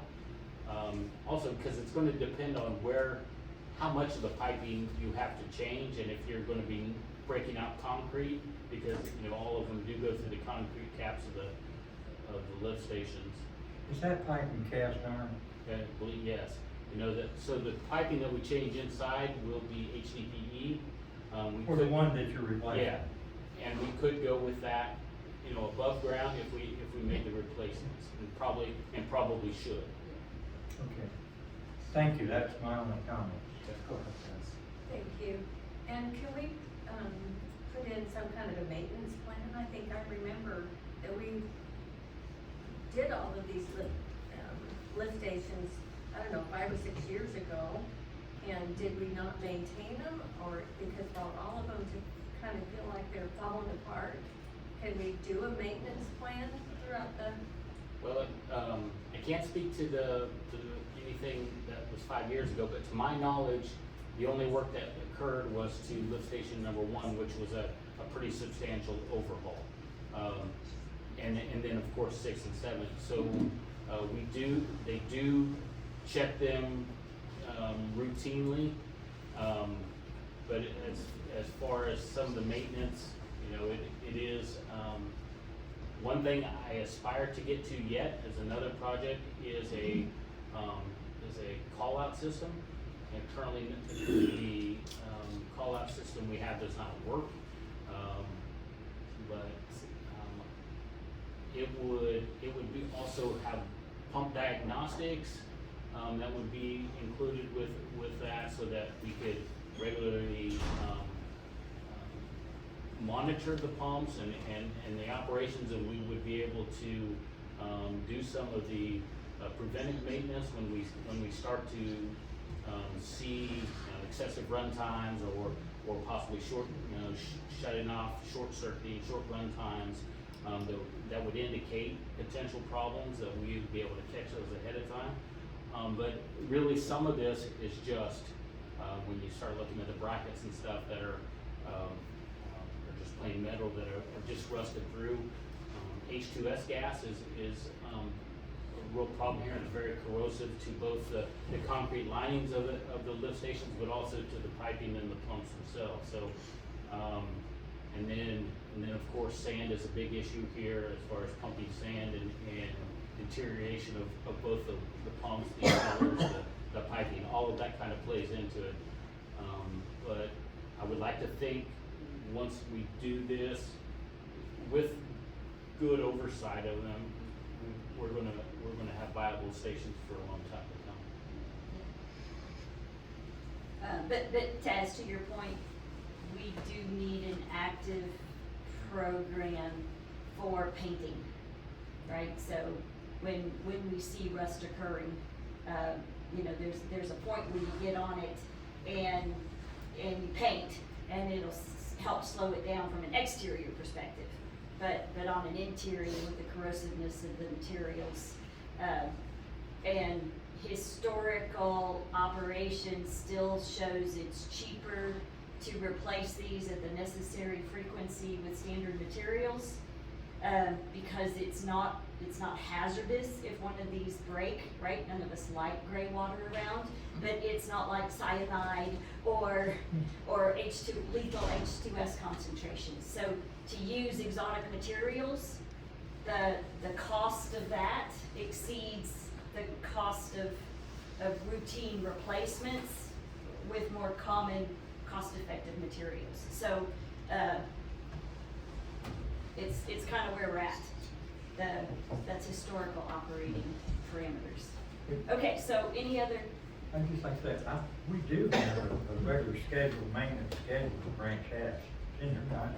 Yes, as far as deragging and looking at them and checking pipes and And they report to us. working the valves.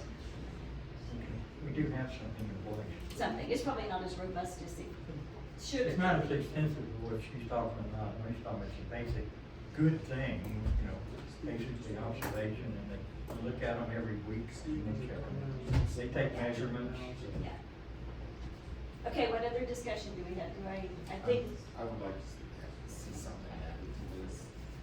I just, I get a little cringe when I think of projects like this, and they're not to exceed, but they're definitely, there's a scope, right?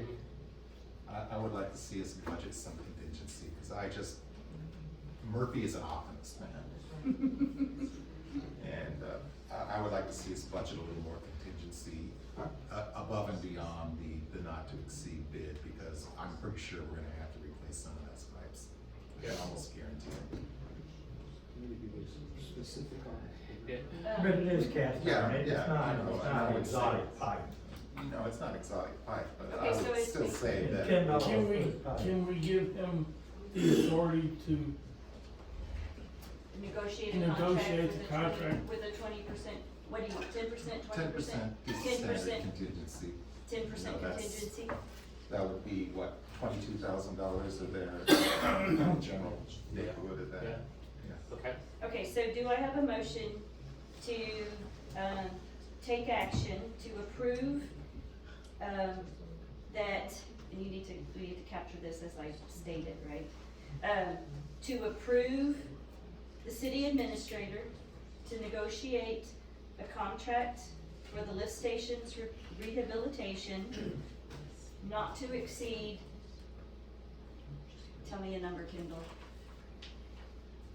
240, it's for 242 right now, so it'll be It's 224, 142, so 265?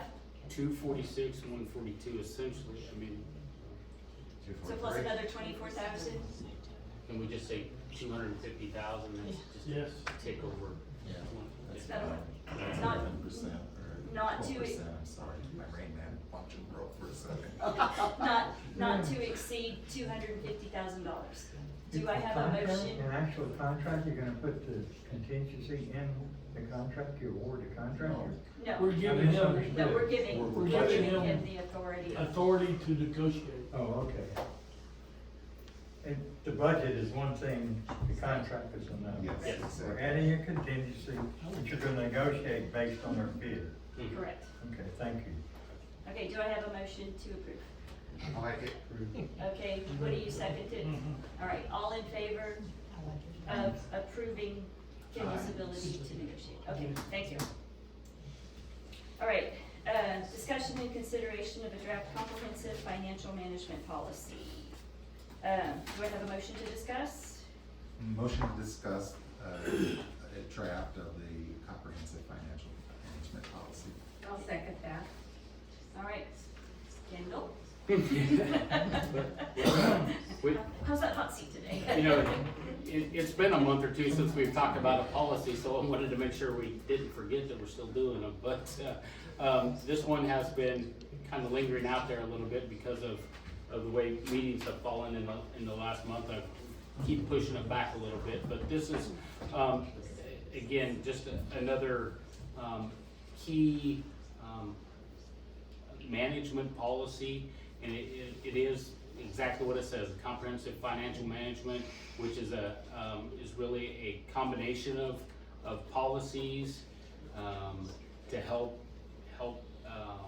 direct city operations as well as hold ourselves accountable. I'll just read from what, individual statements in it serve as a guideline for both the financial planning and internal financial management of the city. I gave this back to you, I don't know, back in February-ish timeframe, kind of with the key components of what the policy contains, from specifications on when we bid for auditing, when we bid for banking services, some of the best practices for check signing and those types of protections, expenditures, our reserves, our procurement policy goes hand in hand with this comprehensive financial policy as well. Policies regarding debt, cash management, grants, and then financial consultants are all contained within this document. The document does call out, and these are the things that I was hoping to hear input on as we discuss this tonight. So, best management practices for how frequently you would like to bid and audit, since that's the topic tonight, was audit services. How frequently this policy recommends that we would do it once at least every 5 years. That doesn't mean you have to change, but that we at least need to be bidding those services and to make sure that we're still receiving the best values. Now there are some that will tell you that you should at least change auditors maybe every 10 years at a minimum. So just because you don't want the fox guarding the hen house, I guess, so to speak, all the time. But the same goes with your banking services. How frequently do we want to bid those services? And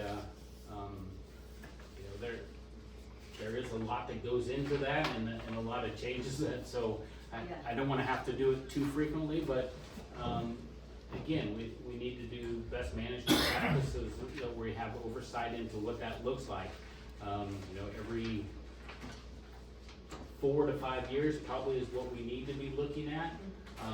Again, which is what the policy calls for, as far as the terms that we use to do those banking a banking institution.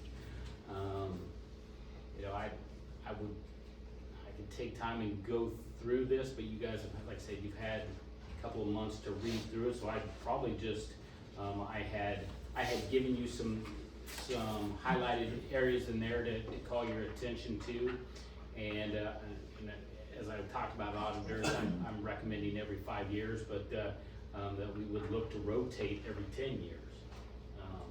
Just automatically. Just automatically. So,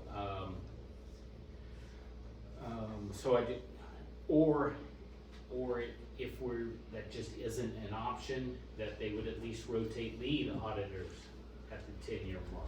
It could still be the same firm, but as long as we had a different lead auditor. we'd have to go with a different firm. Yeah, Firm has exactly. one lead auditor. Yeah. Exactly. No rotation But, capabilities. and again, those are best management practices, but you're also sometimes hamstrung by just Yeah. the what is reality. available, the Yes. reality of what is Yeah. available. Well, I know I like the 5-year cycle for bidding out auditing services. I like the 10-year, rotation, be that either through a different company or a different lead within the same company if that occurs. One of my immediate concerns on banking service, I like the 5 years. Other fiscal policies I've reviewed, from other cities, all call out 5-year. Expectation that you rebid your financial services, be it banking, be it your investment house. We do the same, but bigger cities have a myriad of investment tools and functions they use. One of my concerns, Kendall, is the banking was bid out in 2018. So if we do 5 years, we've already exceeded our policy.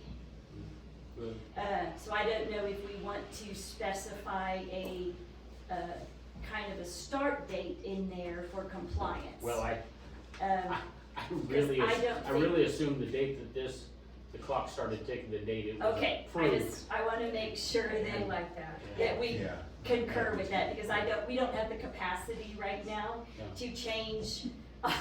Esther's going, please don't do that to me. Yeah. All It's of an our act of God, we direct just pay. change and- signers. Okay, as long as we all agree that it starts the day the policy is approved, the 5-year time clock. And of course, anytime we wanna bid it out sooner than the 5 years, that's within our, we can do that within the structure of this policy. So within 3 years, we decide, the bank is not providing the level of service we need, we could reach out, prior to the 5-year mark. Okay, something else I really do need to bring to your attention is reserve, fund reserves. Yes. Currently we operate with 90 days, and that's what I'm recommending in here as far as having 90 days worth of reserves on hand, as far in both the utilities and in municipal and in the general fund. Again, that can change. You could choose to use a percentage. You know, a lot of cities will do 10% or 20%, whatever they think is appropriate. But we have operated on 90 days, and that's a pretty good rule of thumb as far as reserve balances, fund balances. So you mean overall money in the bank? Your experience has been most cities run that kind of close to the wire? I guess I'm not understanding close to. Okay, so if you have a $2 million budget, Yeah. right, and that's your general fund budget. So if you divide that out by 3 months, right, I'm gonna be easier and say 210,000, if I divide it out by 3 months, divide that by a quarter, help me, Mr. Rainman. What's that? You know, confused me. we're looking at, about, $600,000 in funding, right? In 525. Yeah. Thank you. Yeah. And we have historically had a lot more money in the bank than that. So, I'm just wanting to make sure we're clear that the policy would recommend that we have $530,000. I'm talking about operating reserves. Okay. Operating Yeah, reserves, Okay. that's what you're talking I was sorry, Okay. I was. I'm making No, too much. no. When you said fund balances, Yes, I'm you sorry. know, I was like, Yeah, operating. okay. I'm sorry. Because we traditionally feel we need more money in the bank than that to handle emergencies. Yeah, I apologize. Okay. That makes more sense. Yeah. Thank you, Kendall. So, also a couple other things. One thing I did want to point out, you know, we switched check signers, or we included, so because it is the council, myself as administrator, the finance clerk, and the city secretary. This policy does state that although the finance clerk is a signer, that is only an option in a declared emergency. Yes. We don't have, it gives some safeguards there, that the person writing the check is not signing the check as well. So that is put out there. It does also. Also, I should point out to the citizens, we do require 2 signatures on the check, so. And that's 2 physical signatures. Yes, not a stamp. Yeah, so, it also, the policy does call out, speaks to utility rates and how often that we should, or the council should review them. Currently it states, biannually. Again, that's up to the council, you know. To do it annually, I mean, you can take a look at it, but a lot of times it takes you at least a year after you've made a change to know that did your change actually do anything, Yes. or what you hope Right. to accomplish. Yeah. But we do need to make certain that we're actively looking at that and keeping an eye Yeah. on that. No, I like that. And when you say utilities, we mean internet, phone, But I'm or are talking. you talking about just electricity, gas, and? I'm talking the ones that we Ones issue we the fees provide. for, that we, so for us, Oh. water and wastewater. Okay. Water, But wastewater. if we Thank you. ever became a Thank you. gas Okay. purveyor or whatever, it's the Okay. utility rate, so, yeah. All right, making sure I understand that. All right, council. Any discussion? Any comments, questions? Do I have a motion to approve the comprehensive financial management policy as attached? I didn't ask for action, I Oh, was this is just. just- oh, Yeah, I was, you're right. I just wanted to. draft. It's a I didn't draft. read it all the way. I wanted to make certain Okay. that you guys were okay with as it was proposed, I mean, or if we need some changes, then. It's a draft, and then we can look at it and you bring it back and we'll approve it. Yeah, if, you know, I haven't heard any suggested changes, but we'll bring it back at the next meeting for final approval. Okay. All right. Next on the agenda is discussion, consideration, and take possible action to approve amending ordinance 2023-17. Do I have a motion to discuss? Motion to discuss, possible action to approve amending ordinance 2023-17. Do I have a second? I second it. Okay. Alderman Rupertus and Green, would you like to lead us in this discussion? Yep. It's come to my attention that we just approved this ordinance not too long ago, and it states that the acting city administrator needs approval from the mayor and is not allowed to hire or fire any staff on his own. I guess we missed that when we read it. Well, I think he can hire on his own, right? Yeah, I believe I can hire, yes. Can you find out where that's at? It is in, I will turn to it here, it's section 2 under employees, and I will turn to it, sorry.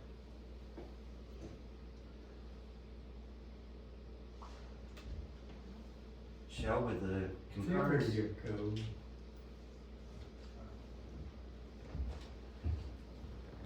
Employees. That's right here.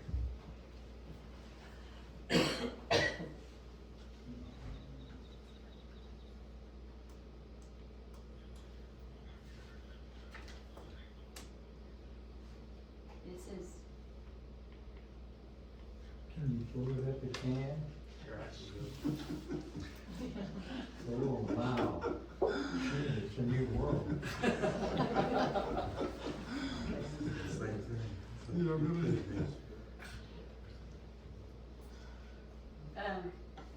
so your proposal? My proposal, I would like to change the verbiage that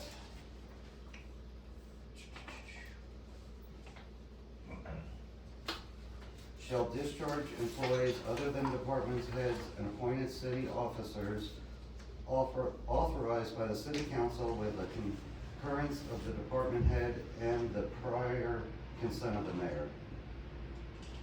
The council and the mayor doesn't have to be involved in the city administrator hiring and firing non-exempt part-time employees. Never done it before, we don't need to start it now. So you would just like to remove and the prior consent of the mayor? Correct.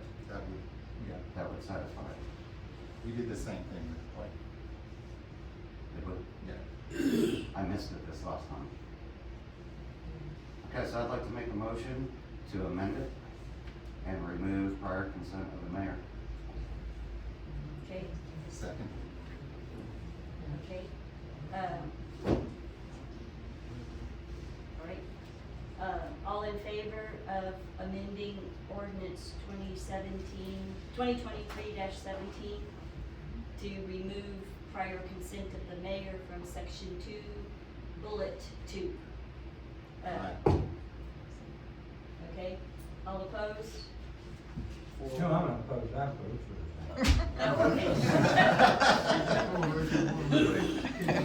Did I get that? Did you get it? I thought you wanted to rephrase Huh? what I know. you're saying. He did vote for. Yes, we did vote for it. Unanimous. Okay. Next is discussion and consideration of the second quarter budget report.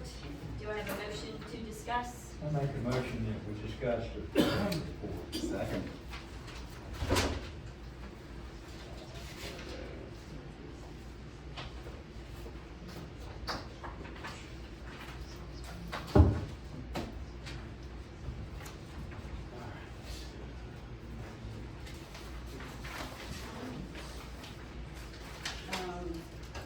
Few things I'd like to point out as we go through.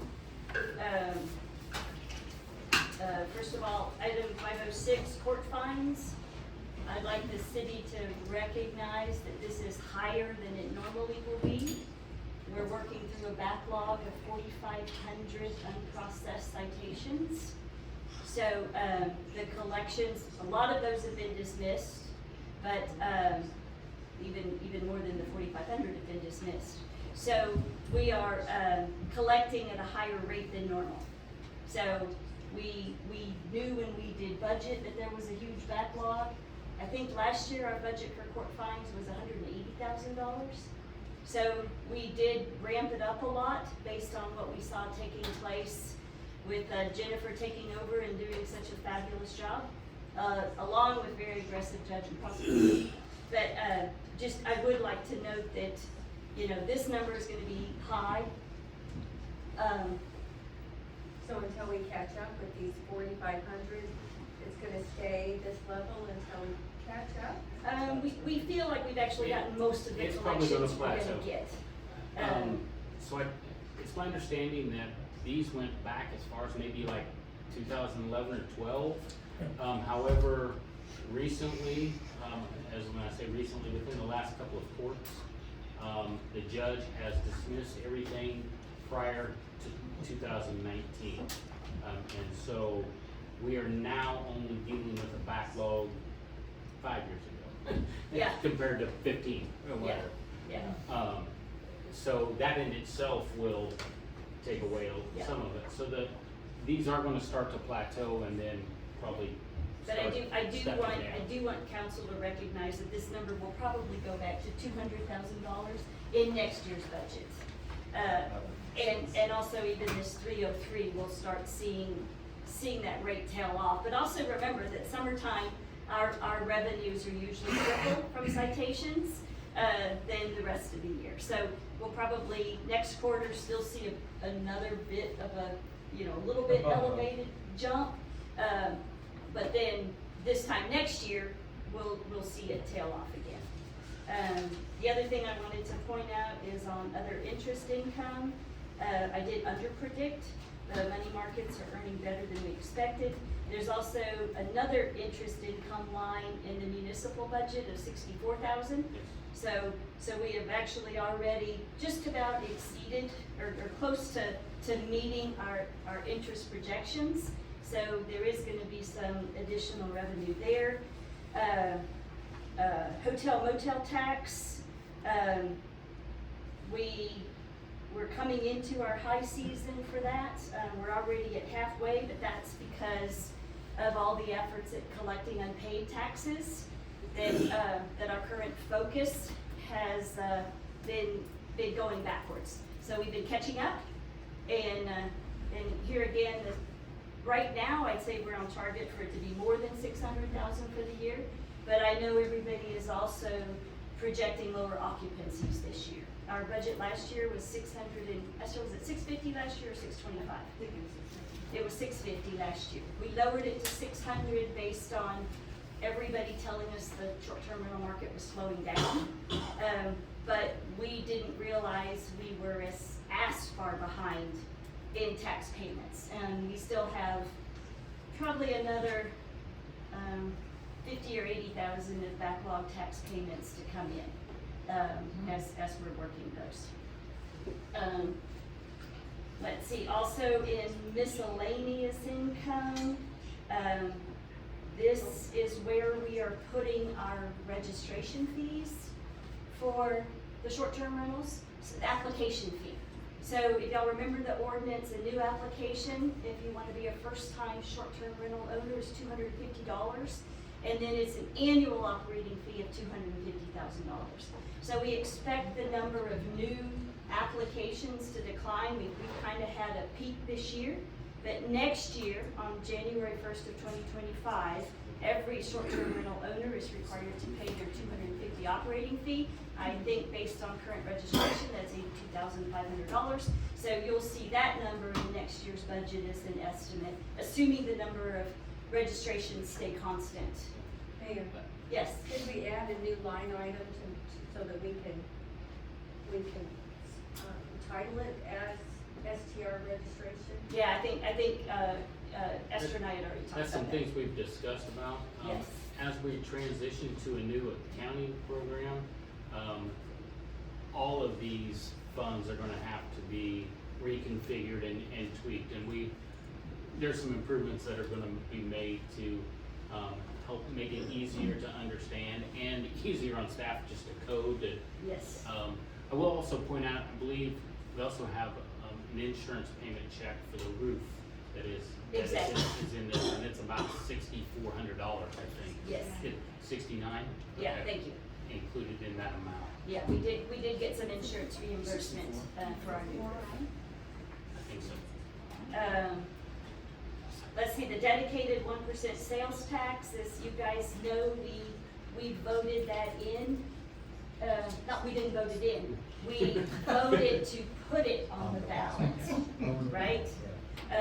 So depending upon the outcome of May 4th, we'll know if I've over-predicted revenue there. So, if that's not approved. Any other questions on revenue? Oh, also we are, Kendall did some tracking down on franchise fees. And Kendall, I still think we need to double check why I know why the Southwestern Bell portion of AT&T has declined. I don't know why AT&T overall has declined. I've asked them to try to send that, and I did not get a reply. Okay, yeah, so we would expect AT&T to be paying close to what Comcast is paying. I don't know a breakdown of citizens that use AT&T versus Comcast for their internet. But when you see that little franchise fee on your bill, that comes to us. Or some of it comes to us and some of it comes to the state.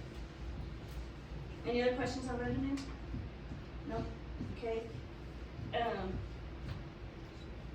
Moving into expenses, as you can tell, if you go up, our building permits, we're already at 84% of budget on money collected, but to date, we've only spent, roughly 10,000 on inspector permits. We're kind of on track for that expense. We have had an uptick in permits, a huge uptick in permits, several new builds, which are costly permits. But the inspections for those probably won't happen until next fiscal year. So, like I said, there's a bit of a time lag there. How we distribute salaries between all the different functions, we don't have that all balanced yet, so you'll see salaries here look high, but if you look out through the rest of the salary lines, they're lower. So, Esther and I still need, and now that Kendall is here, and that has to do with how we code salaries. Some salaries go to management of those entities that are serviced through hot tax money. So it's charged to hot tax, hotel motel tax. And then we split it between the municipal side, what it takes us to oversee our water and utility and those billings, as well as then just regular city administration. So the overall salaries are on target. The distribution, we're not quite there yet. We do have an issue with how Esther had to manually do this. We are changing to a new accounting system. QuickBooks is not a well-designed program to manage municipal accounting and fund management. And their payroll, the payroll module is set up is very cumbersome, Esther, right? And the new system we're going for is designed for municipal fund accounting. So it will help significantly. What's the name of that new system? AccuFund. AccuFund. AccuFund. I have not yet, we need to work on distribution of our telephone and internet cable. It all comes in one bill, right? It's a Comcast bill. We apologize that we have not yet gotten those bills all resolved. We're paying for services that we don't use, and it is on our list. But the distribution of that is not correct yet. Technology, if you guys remember, based on the analysis that Coastal Technologies conducted, we did increase our technology budget. We amended it. I have not yet reflected that. I apologize, we've not put that over, that approved amended budget into our approved budget line. We are still on track with our technology budget. Last year, we didn't have a breakdown of our insurance costs. Couldn't find one, couldn't get one. So when the bill came, it went up more than we anticipated. So we are off on our overall insurance estimates. What is this, about 20% off? Yeah, so we are off on that. You'll notice that legal notices have gone up significantly. Two reasons for that. Number one is the cost of treatment. Number two is it's almost a daily activity to find we got to do that. It's never been done before. We didn't know we needed to do it. Apparently, we've been informed by legal, any ordinance that we pass that has a fine associated with it has to be posted in the newspaper. So we've had to go back and post several ordinances before we can issue a citation against them. So now will be our practice to post those automatically if we pass a new ordinance that contains a citation.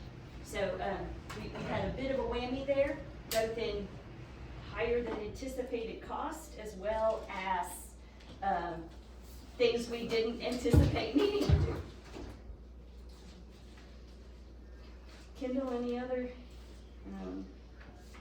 other questions on these line items? How far you want to go down for you? And if you want to. Our postage cost is off. Yeah. We had to send out all of those registration certificates, as well as a lot of certified mail for citations. Yeah, and then the court stuff that she was sending out, postcards and stuff, notices to come.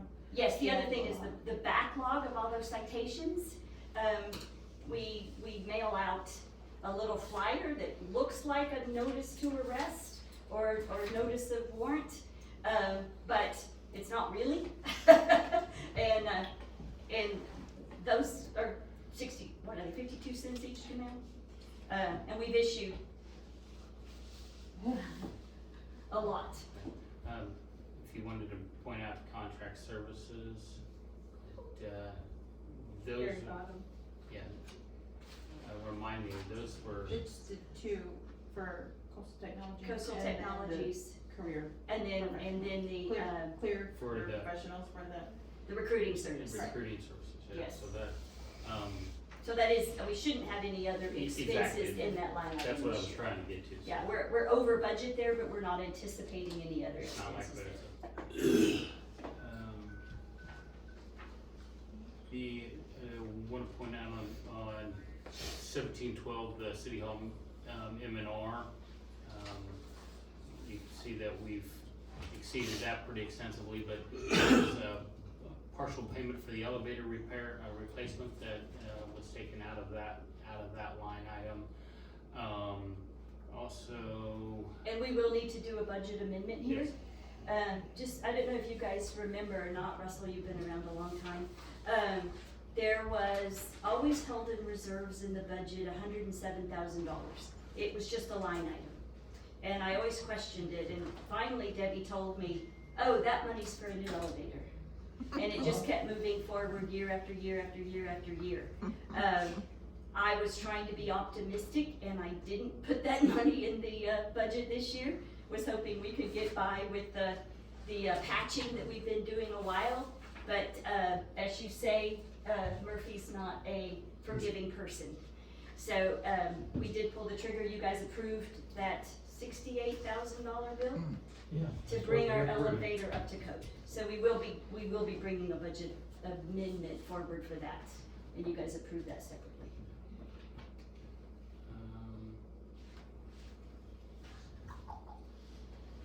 Moving road. yeah, I don't,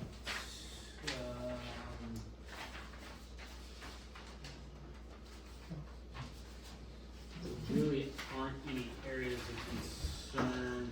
I would like to point out, just so people know, if you go to line item 19020, state criminal cost fees, when we talk about bringing in $303,000 on court fees, that's the actual dollars we receive.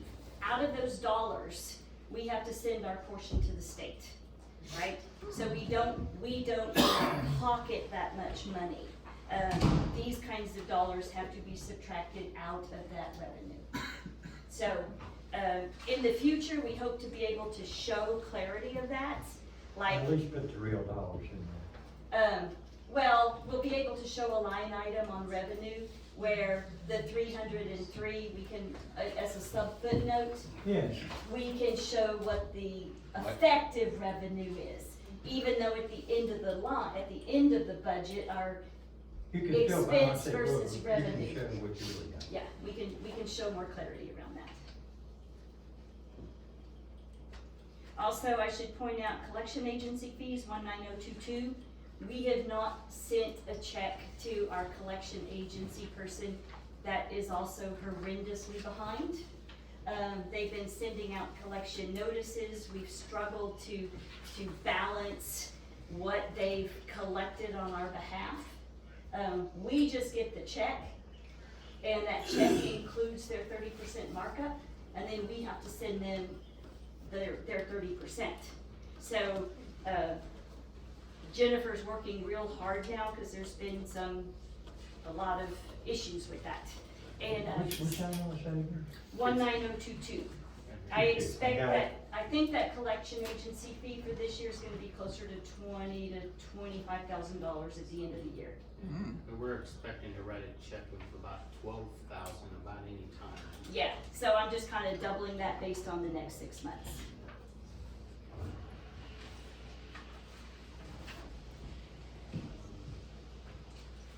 Say anything about tourism security. Remind me what else in that. Okay, yeah, the UT, okay. It was, where did I would point out here in swimming pool, chemicals, So, Yeah, that is thank a you. typo, that is supposed to be 10,000, not 100,000. And so, Yeah, that's, I was just, yeah, line 427. yeah, that's a typo. So also when you get down to the end, it changes our, percentage of expended, Yes. by 1%, 1.5%, so, it's not nothing to be concerned about, but I did point it out. As you see this section right here, municipal services reimbursement. Esther may be able to explain it a little bit better than I, but this is one of the things about QuickBooks and having a general fund and a municipal fund. To be able to get the two to reconcile back and forth between each other, we need codes on both sides for the same thing. So this is a listing of those codes that are also in the municipal side. So when she enters them that way, it reconciles with our general fund and vice versa. But she had to include these in here with all zeros because there was, to be able to make it work and look like the sheet that you're seeing right now. Yeah. But we couldn't remove them. So you get a page full of codes with no dollars associated with them. It's just an accounting trick that we had to do to really, it's not a snafu, we're tricking QuickBooks to tell it to work like we want it to see it work. And that's because the way QuickBooks work, we have each of our accounting funds set up as a separate business. So it's the way we inherited it. Previous city secretary had it all as one. So you could move monies between the funds and then she just kept it separate. But then the last city secretary, based on her experience, she moved it into two.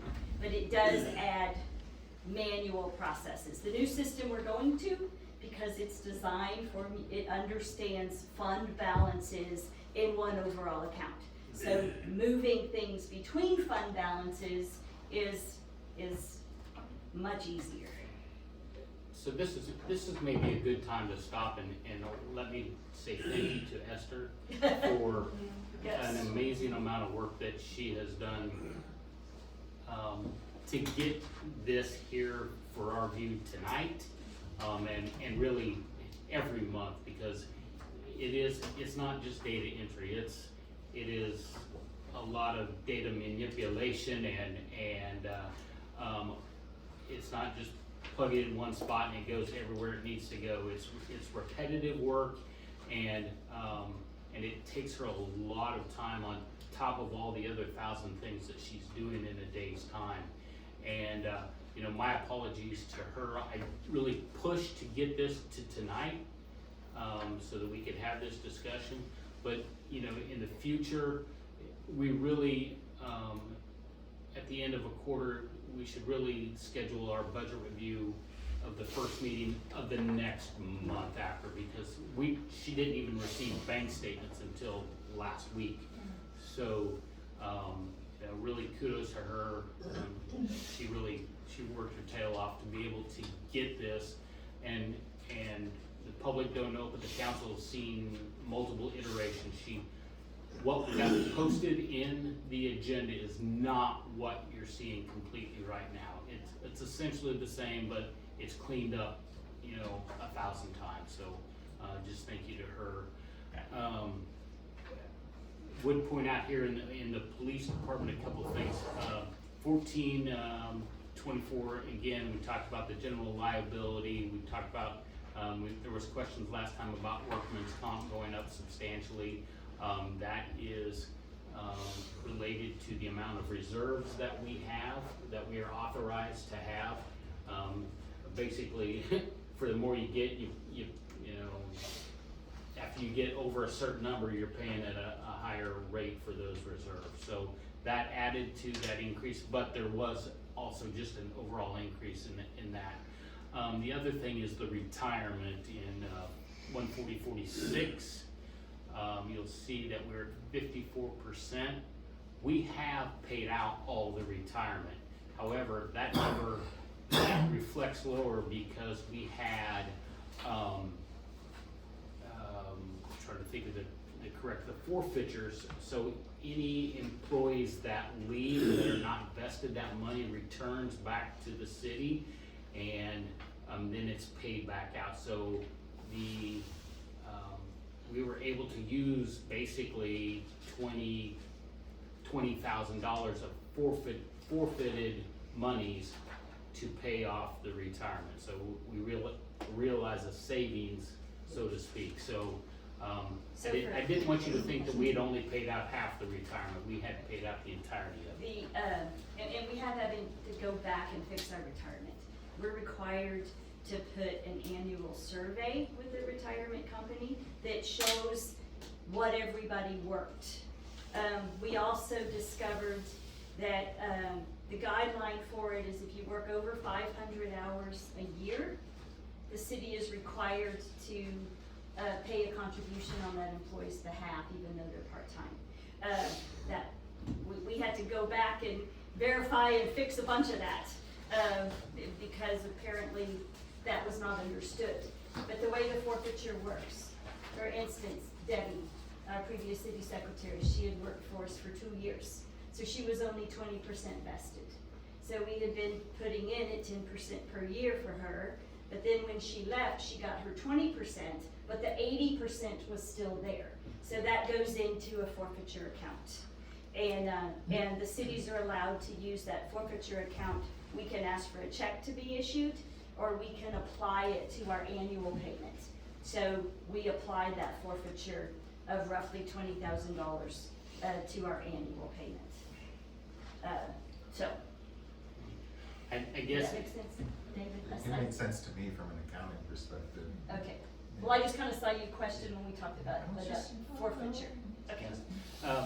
I think the last thing that I would point out here on the general fund is this number right here. We're at, after you make the correction on the chemical fees, this is now 46%. So we're 6 months through our budget and we're just under 50%. So we're in a good pace right there. So. Yep. And then on the revenue side, we're up. We're up more than we budgeted. So we are in a decent spot there. Switching quickly to the municipal side.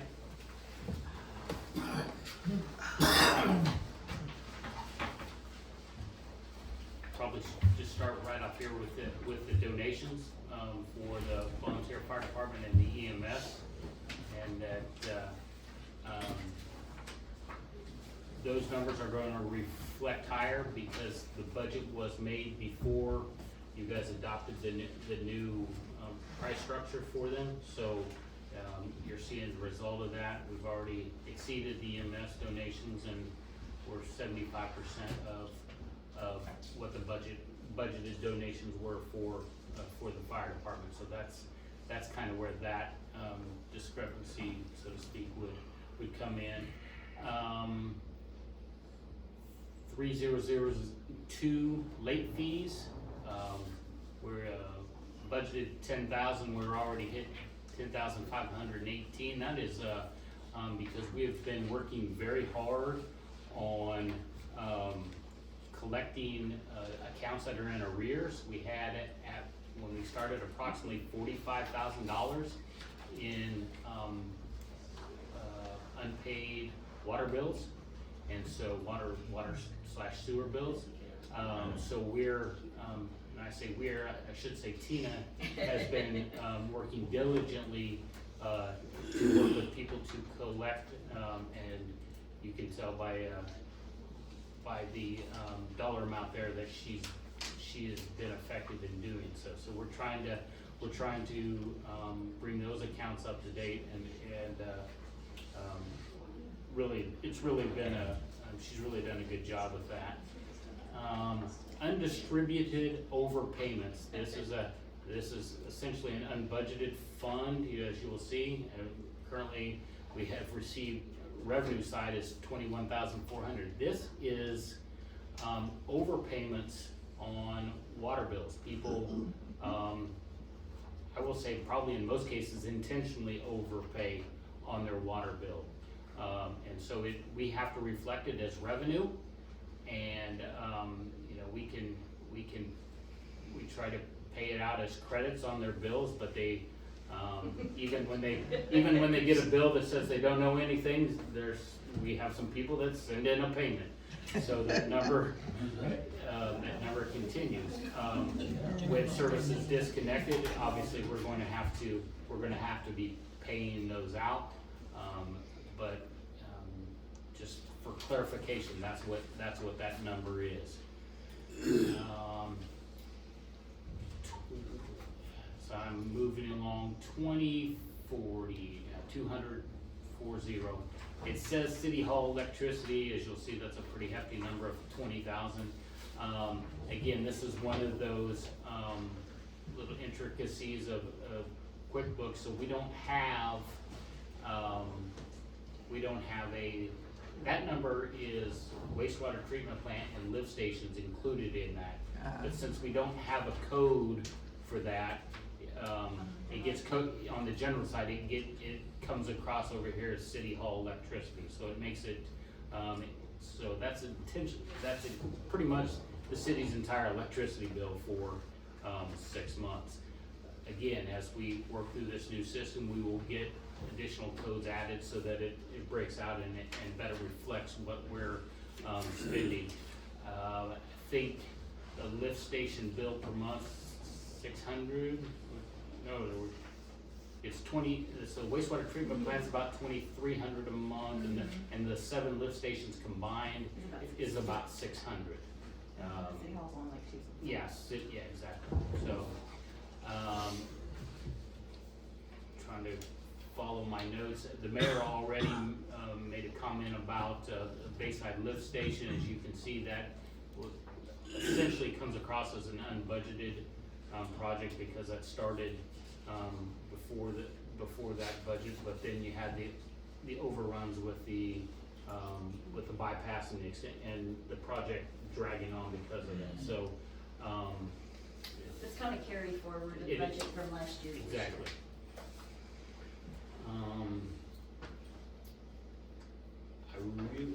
I don't have really, I don't have any concerns that after reviewing the budget and looking for it. I will. The one thing about the municipal side, it doesn't give you a clear. You have to do a little math to figure out how much you've actually, revenue versus expenditures. So if you were to add up those 3 different, the revenues to date are $1,138,124.96. Expenditures or budget, excuse me, budget is $2,629,427. So we're roughly 43% of our total budget for the municipal side.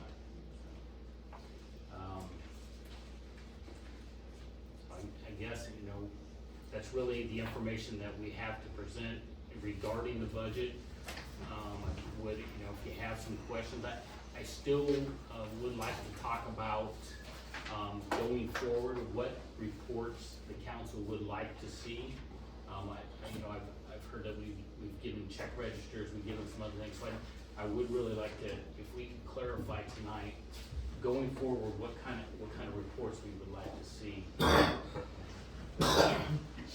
Yeah, I would really like to see check put on the city website. Excuse me.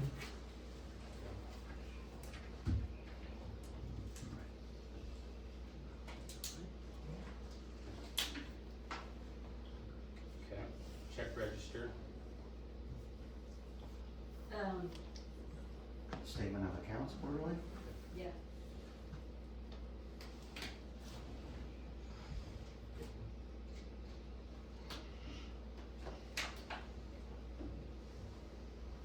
So pretty much catches then? Okay, and then we'll make certain that happens. I have one question. Yes, sir. When do you think you'll have this active, this new system in place? The goal is October 1st. Fiscal year. Yeah. Yeah, we're not gonna try to switch mid-year, especially from an auditing perspective, that would be a nightmare. So hopefully October first. Yes. Because one of the things that I've noticed all along is that we have projects and we have project costs, but part of it is engineering and it's not split out. Okay. It's just rolled up, it's all rolled up into one big number. When Esther and I months ago brainstormed on our board how I would like to see the budget, and Kendall and I are in conversation about as we roll out this new system. I would like to see main items rolled up for easy discussion, right? But then underneath each of those main items, we have more coding than we have now. But, so it helps us manage that budget and see it.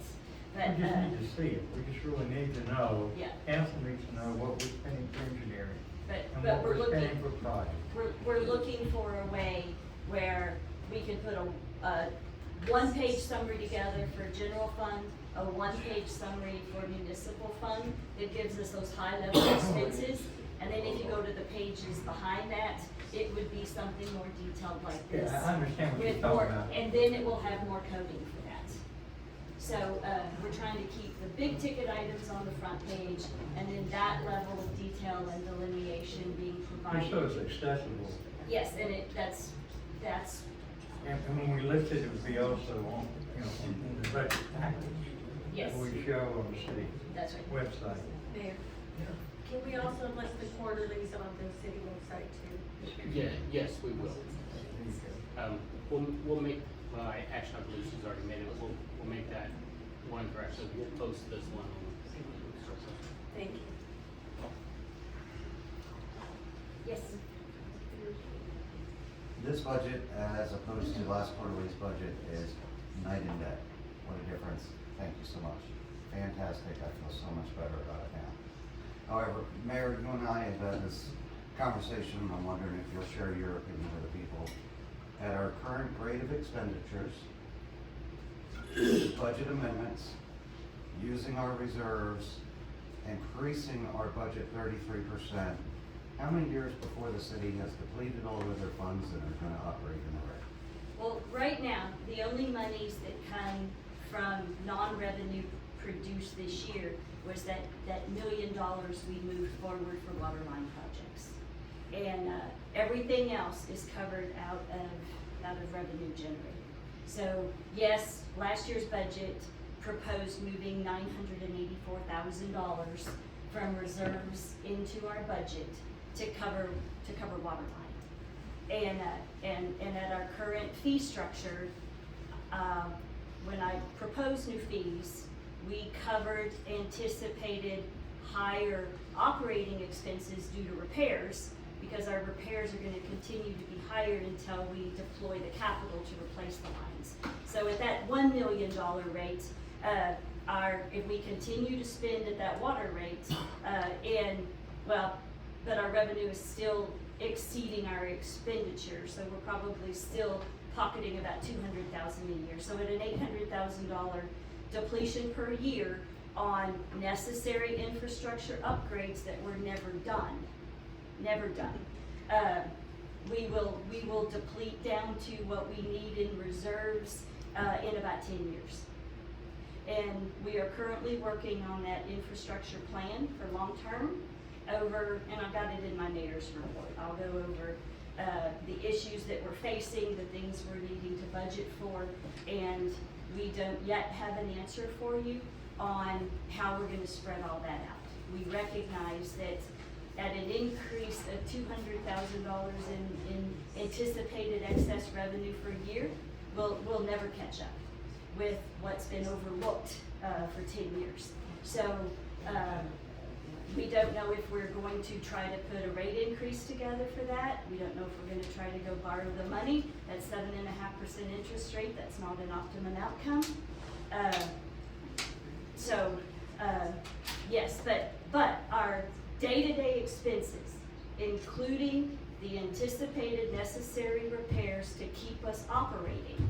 so we can flush our toilets and turn our showers on. You know, we still have an increased anticipated revenue of about $200,000 a year between the two budgets. But that does not cover the necessary upgrades. And we don't have an answer for that. In my mayor's report, I'm going over a little bit about our plans and priorities moving forward with that infrastructure plan. Thank you. You're welcome. All right, any other discussion? Comments? Just beautiful job, Esther. Thank you so much. All right, Kendall, can you pull up my mayor's report? Do you want me to? Will it take too long for me to drive it? Excuse me for one moment. I know, stretch your legs. Yeah, we need a seventh inning stretch, huh? All right, I'll just say quick.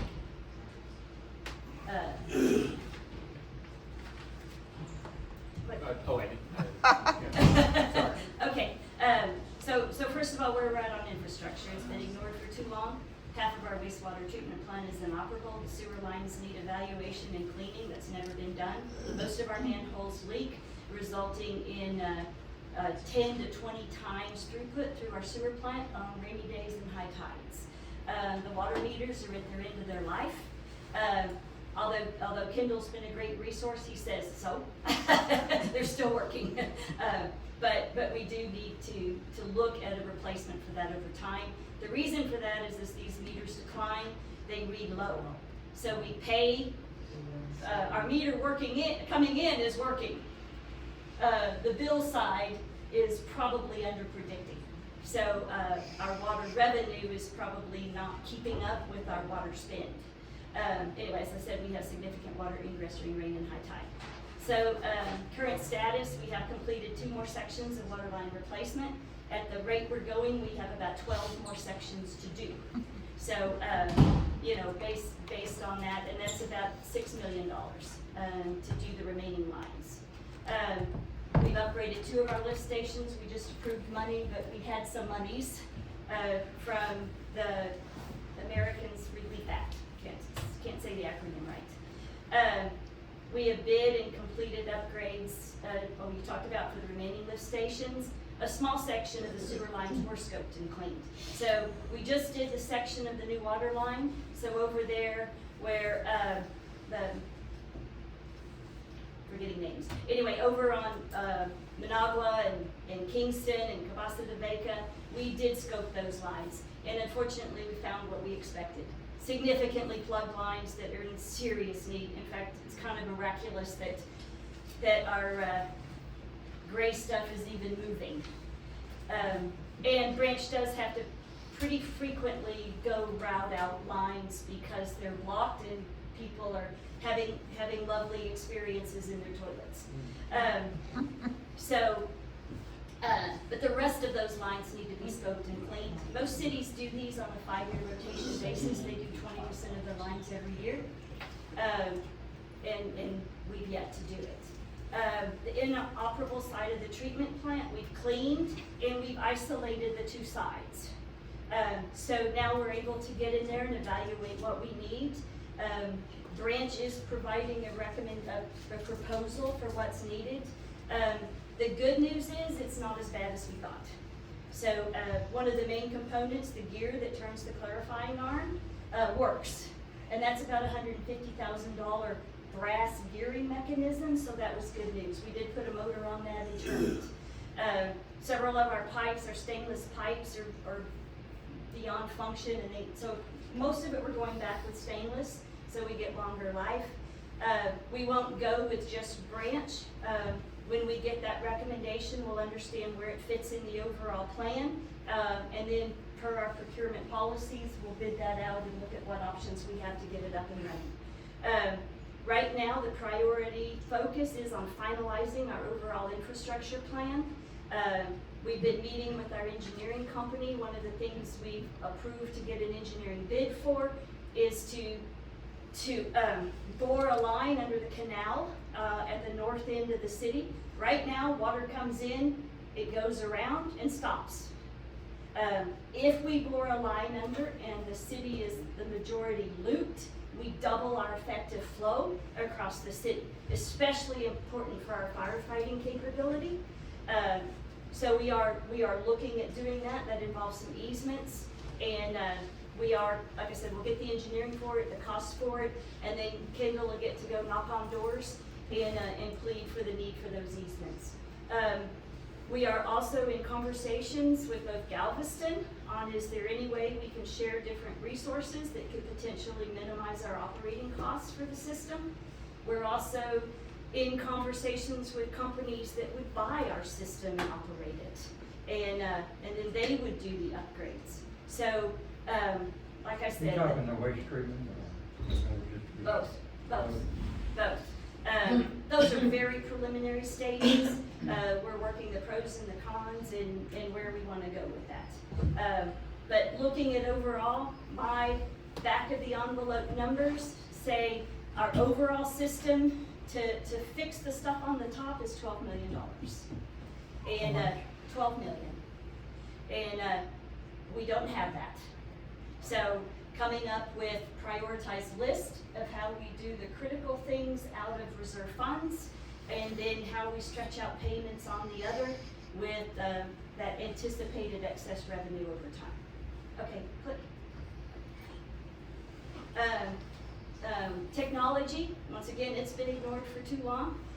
We had systems that hadn't been updated for a long time. And we've been working on all of that. I just have to give kudos to the staff. The things we are throwing on them, that we typically have to take 3 steps backwards before we can take 2 steps forward. And they are all just doing an amazing job with what we're throwing on them. So we're moving all our applications to web-based, and there's kind of the reasons for it. Water billing, we're moving it to a cloud-based system. We just purchased a new software called Cloud Permit. It will manage all of those things listed. We upgraded our police camera systems so that in the past we were very limited on what it could store on the camera and the server, and that could cause us some legal challenges in the future. So council approved purchasing those here recently, and those are in. And we're ready to shut down our police server. Also, I should point out that all of this does allow us to remote work if we need to evacuate.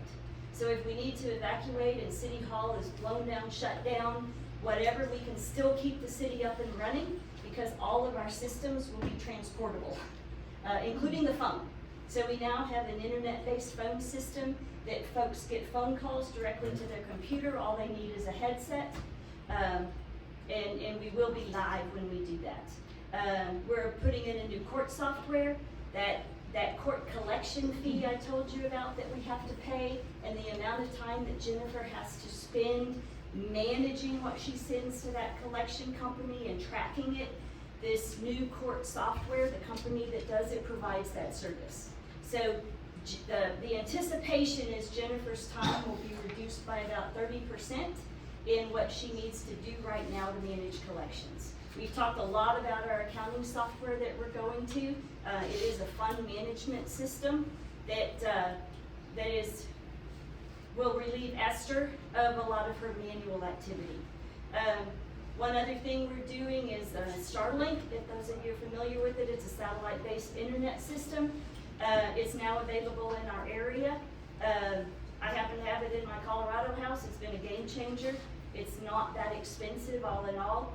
We're pursuing that, and it'll provide backup. I don't know if you guys tried to call City Hall this morning. The phones were down because internet was down.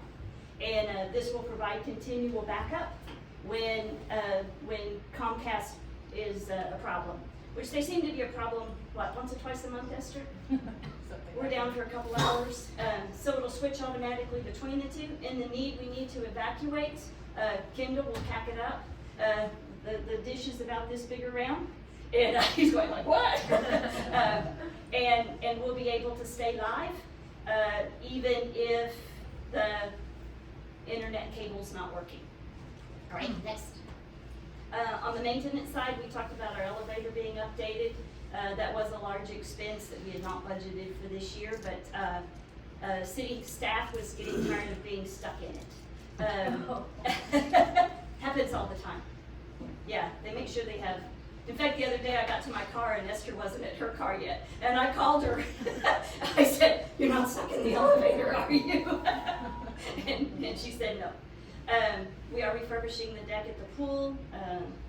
We have the filters at the pool and the pumps at the pool on a rotational basis now. So we've got plans to not run to failure. You saw the pavilion doors were painted. We installed fans at the pavilion, and this is hot tax money here, not the new roof, but and then we have a proposal. We'll put it in the budget to install heaters in the fall to enjoy the year-round access of our pavilion. All right, next.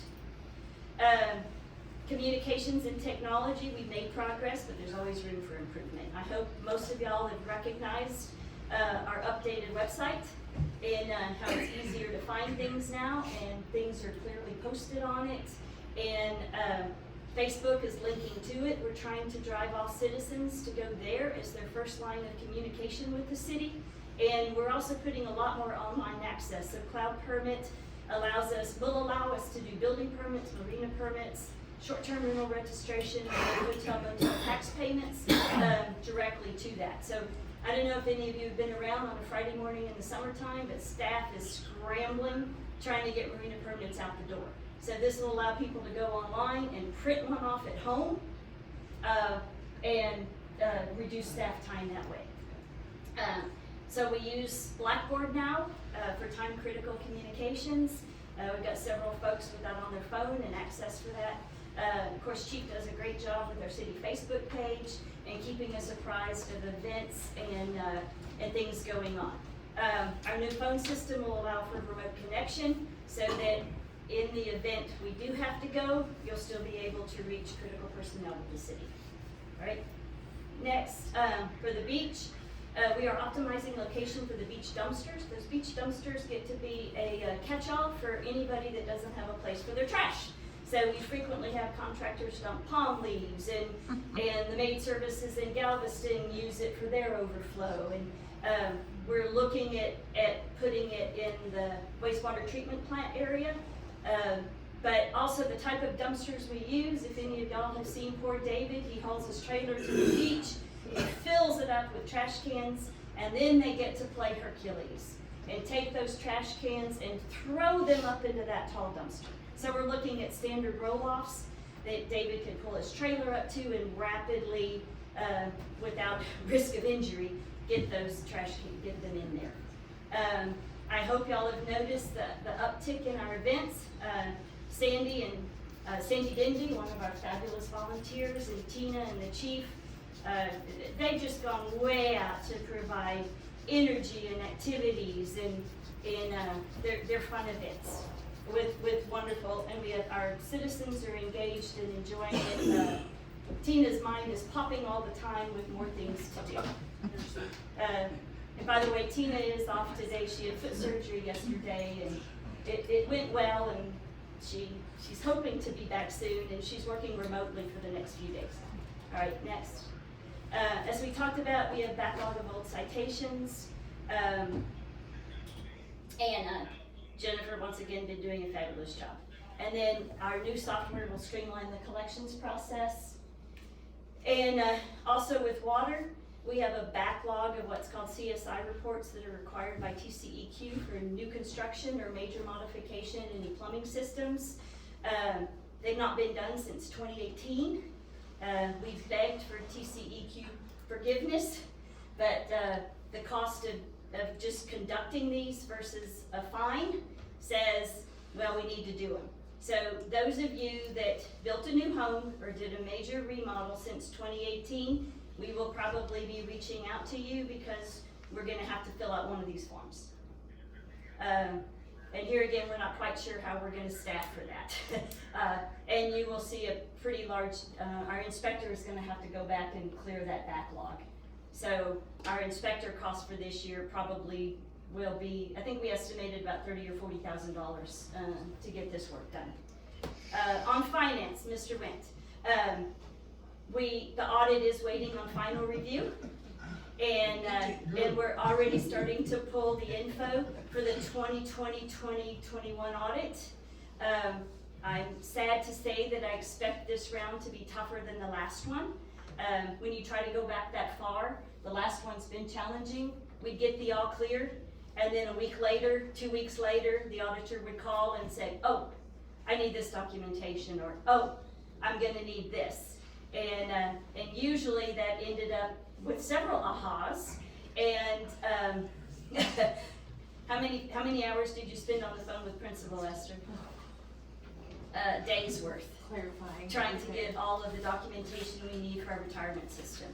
The 2020-21 audit, I expect to be worse, because we had 3 different people touching the budget that year, with all kinds of different processes, and I am unfortunately anticipating a lot of gaps in backup documentation.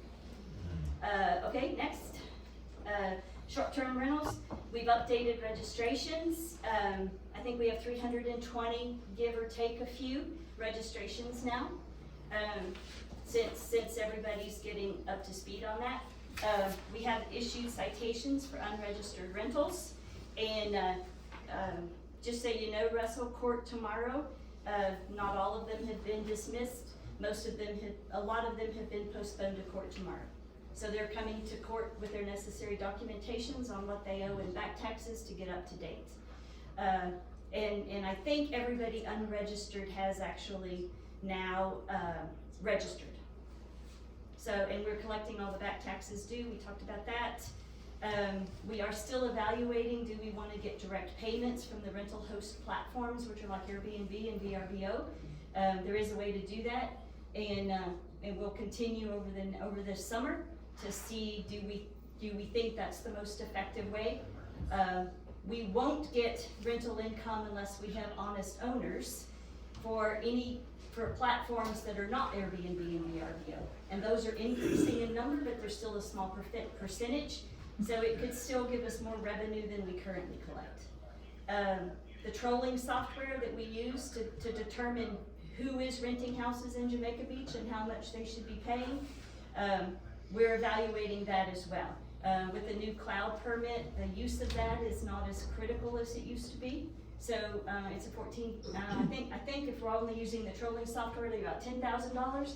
But at this point, we're not positive it's justified.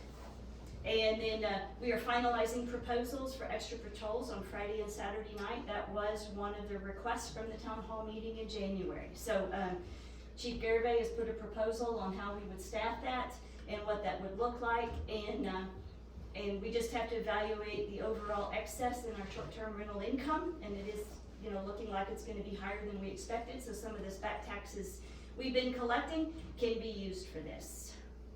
Next. Anyway, these are just things we're considering. To do any of these, we'll bring it forward and talk it and get citizen involvement. I don't need to go into, these are just things that we're looking at and attempting to move forward. Also, we are getting bids on the repair of the bulkhead. I think we've, Robert's talked to several folks, and we should be finalizing that bid process in the next 2 weeks. And then we'll be starting that repair on the bulkhead. There is money in the budget for that. All right. On upcoming, don't forget the election is May 4th. We do have a very impressive slate of candidates. We are planning a visionary goal-setting town hall in September, so address Mr. Benfall's concerns from his public comments. We are planning to do that. What do we want to be? And based on what we want to be, how does that drive our initiatives and our objectives? Hopefully next time we recognize that this chambers is where we hold court. It's also where we hold city council. By Texas law, you're not allowed to carry a concealed or open weapon into this chamber during a publicly posted open meeting. You're not allowed to carry it in court, and you're not allowed to carry it into court offices. So, hopefully next meeting, that door from the outside, this door, that door, and the door into the clerk's office, which is also our court office, will have the necessary posted no carry sign. Also, don't forget fire safety presentation this Saturday at the pavilion. I'm looking forward to everything Kyle has to tell us. All right, that's my mayor's report. All right.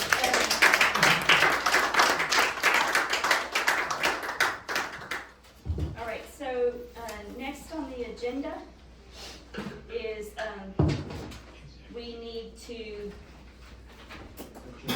adjourn this meeting, and we're going into executive session. So do I have a motion to adjourn this portion of the council meeting? I make that motion to be adjourned this portion of the council meeting. Do I have a second? Second. Okay, all in favor? Okay, did you have the time? It is 8:50 p.m. All right.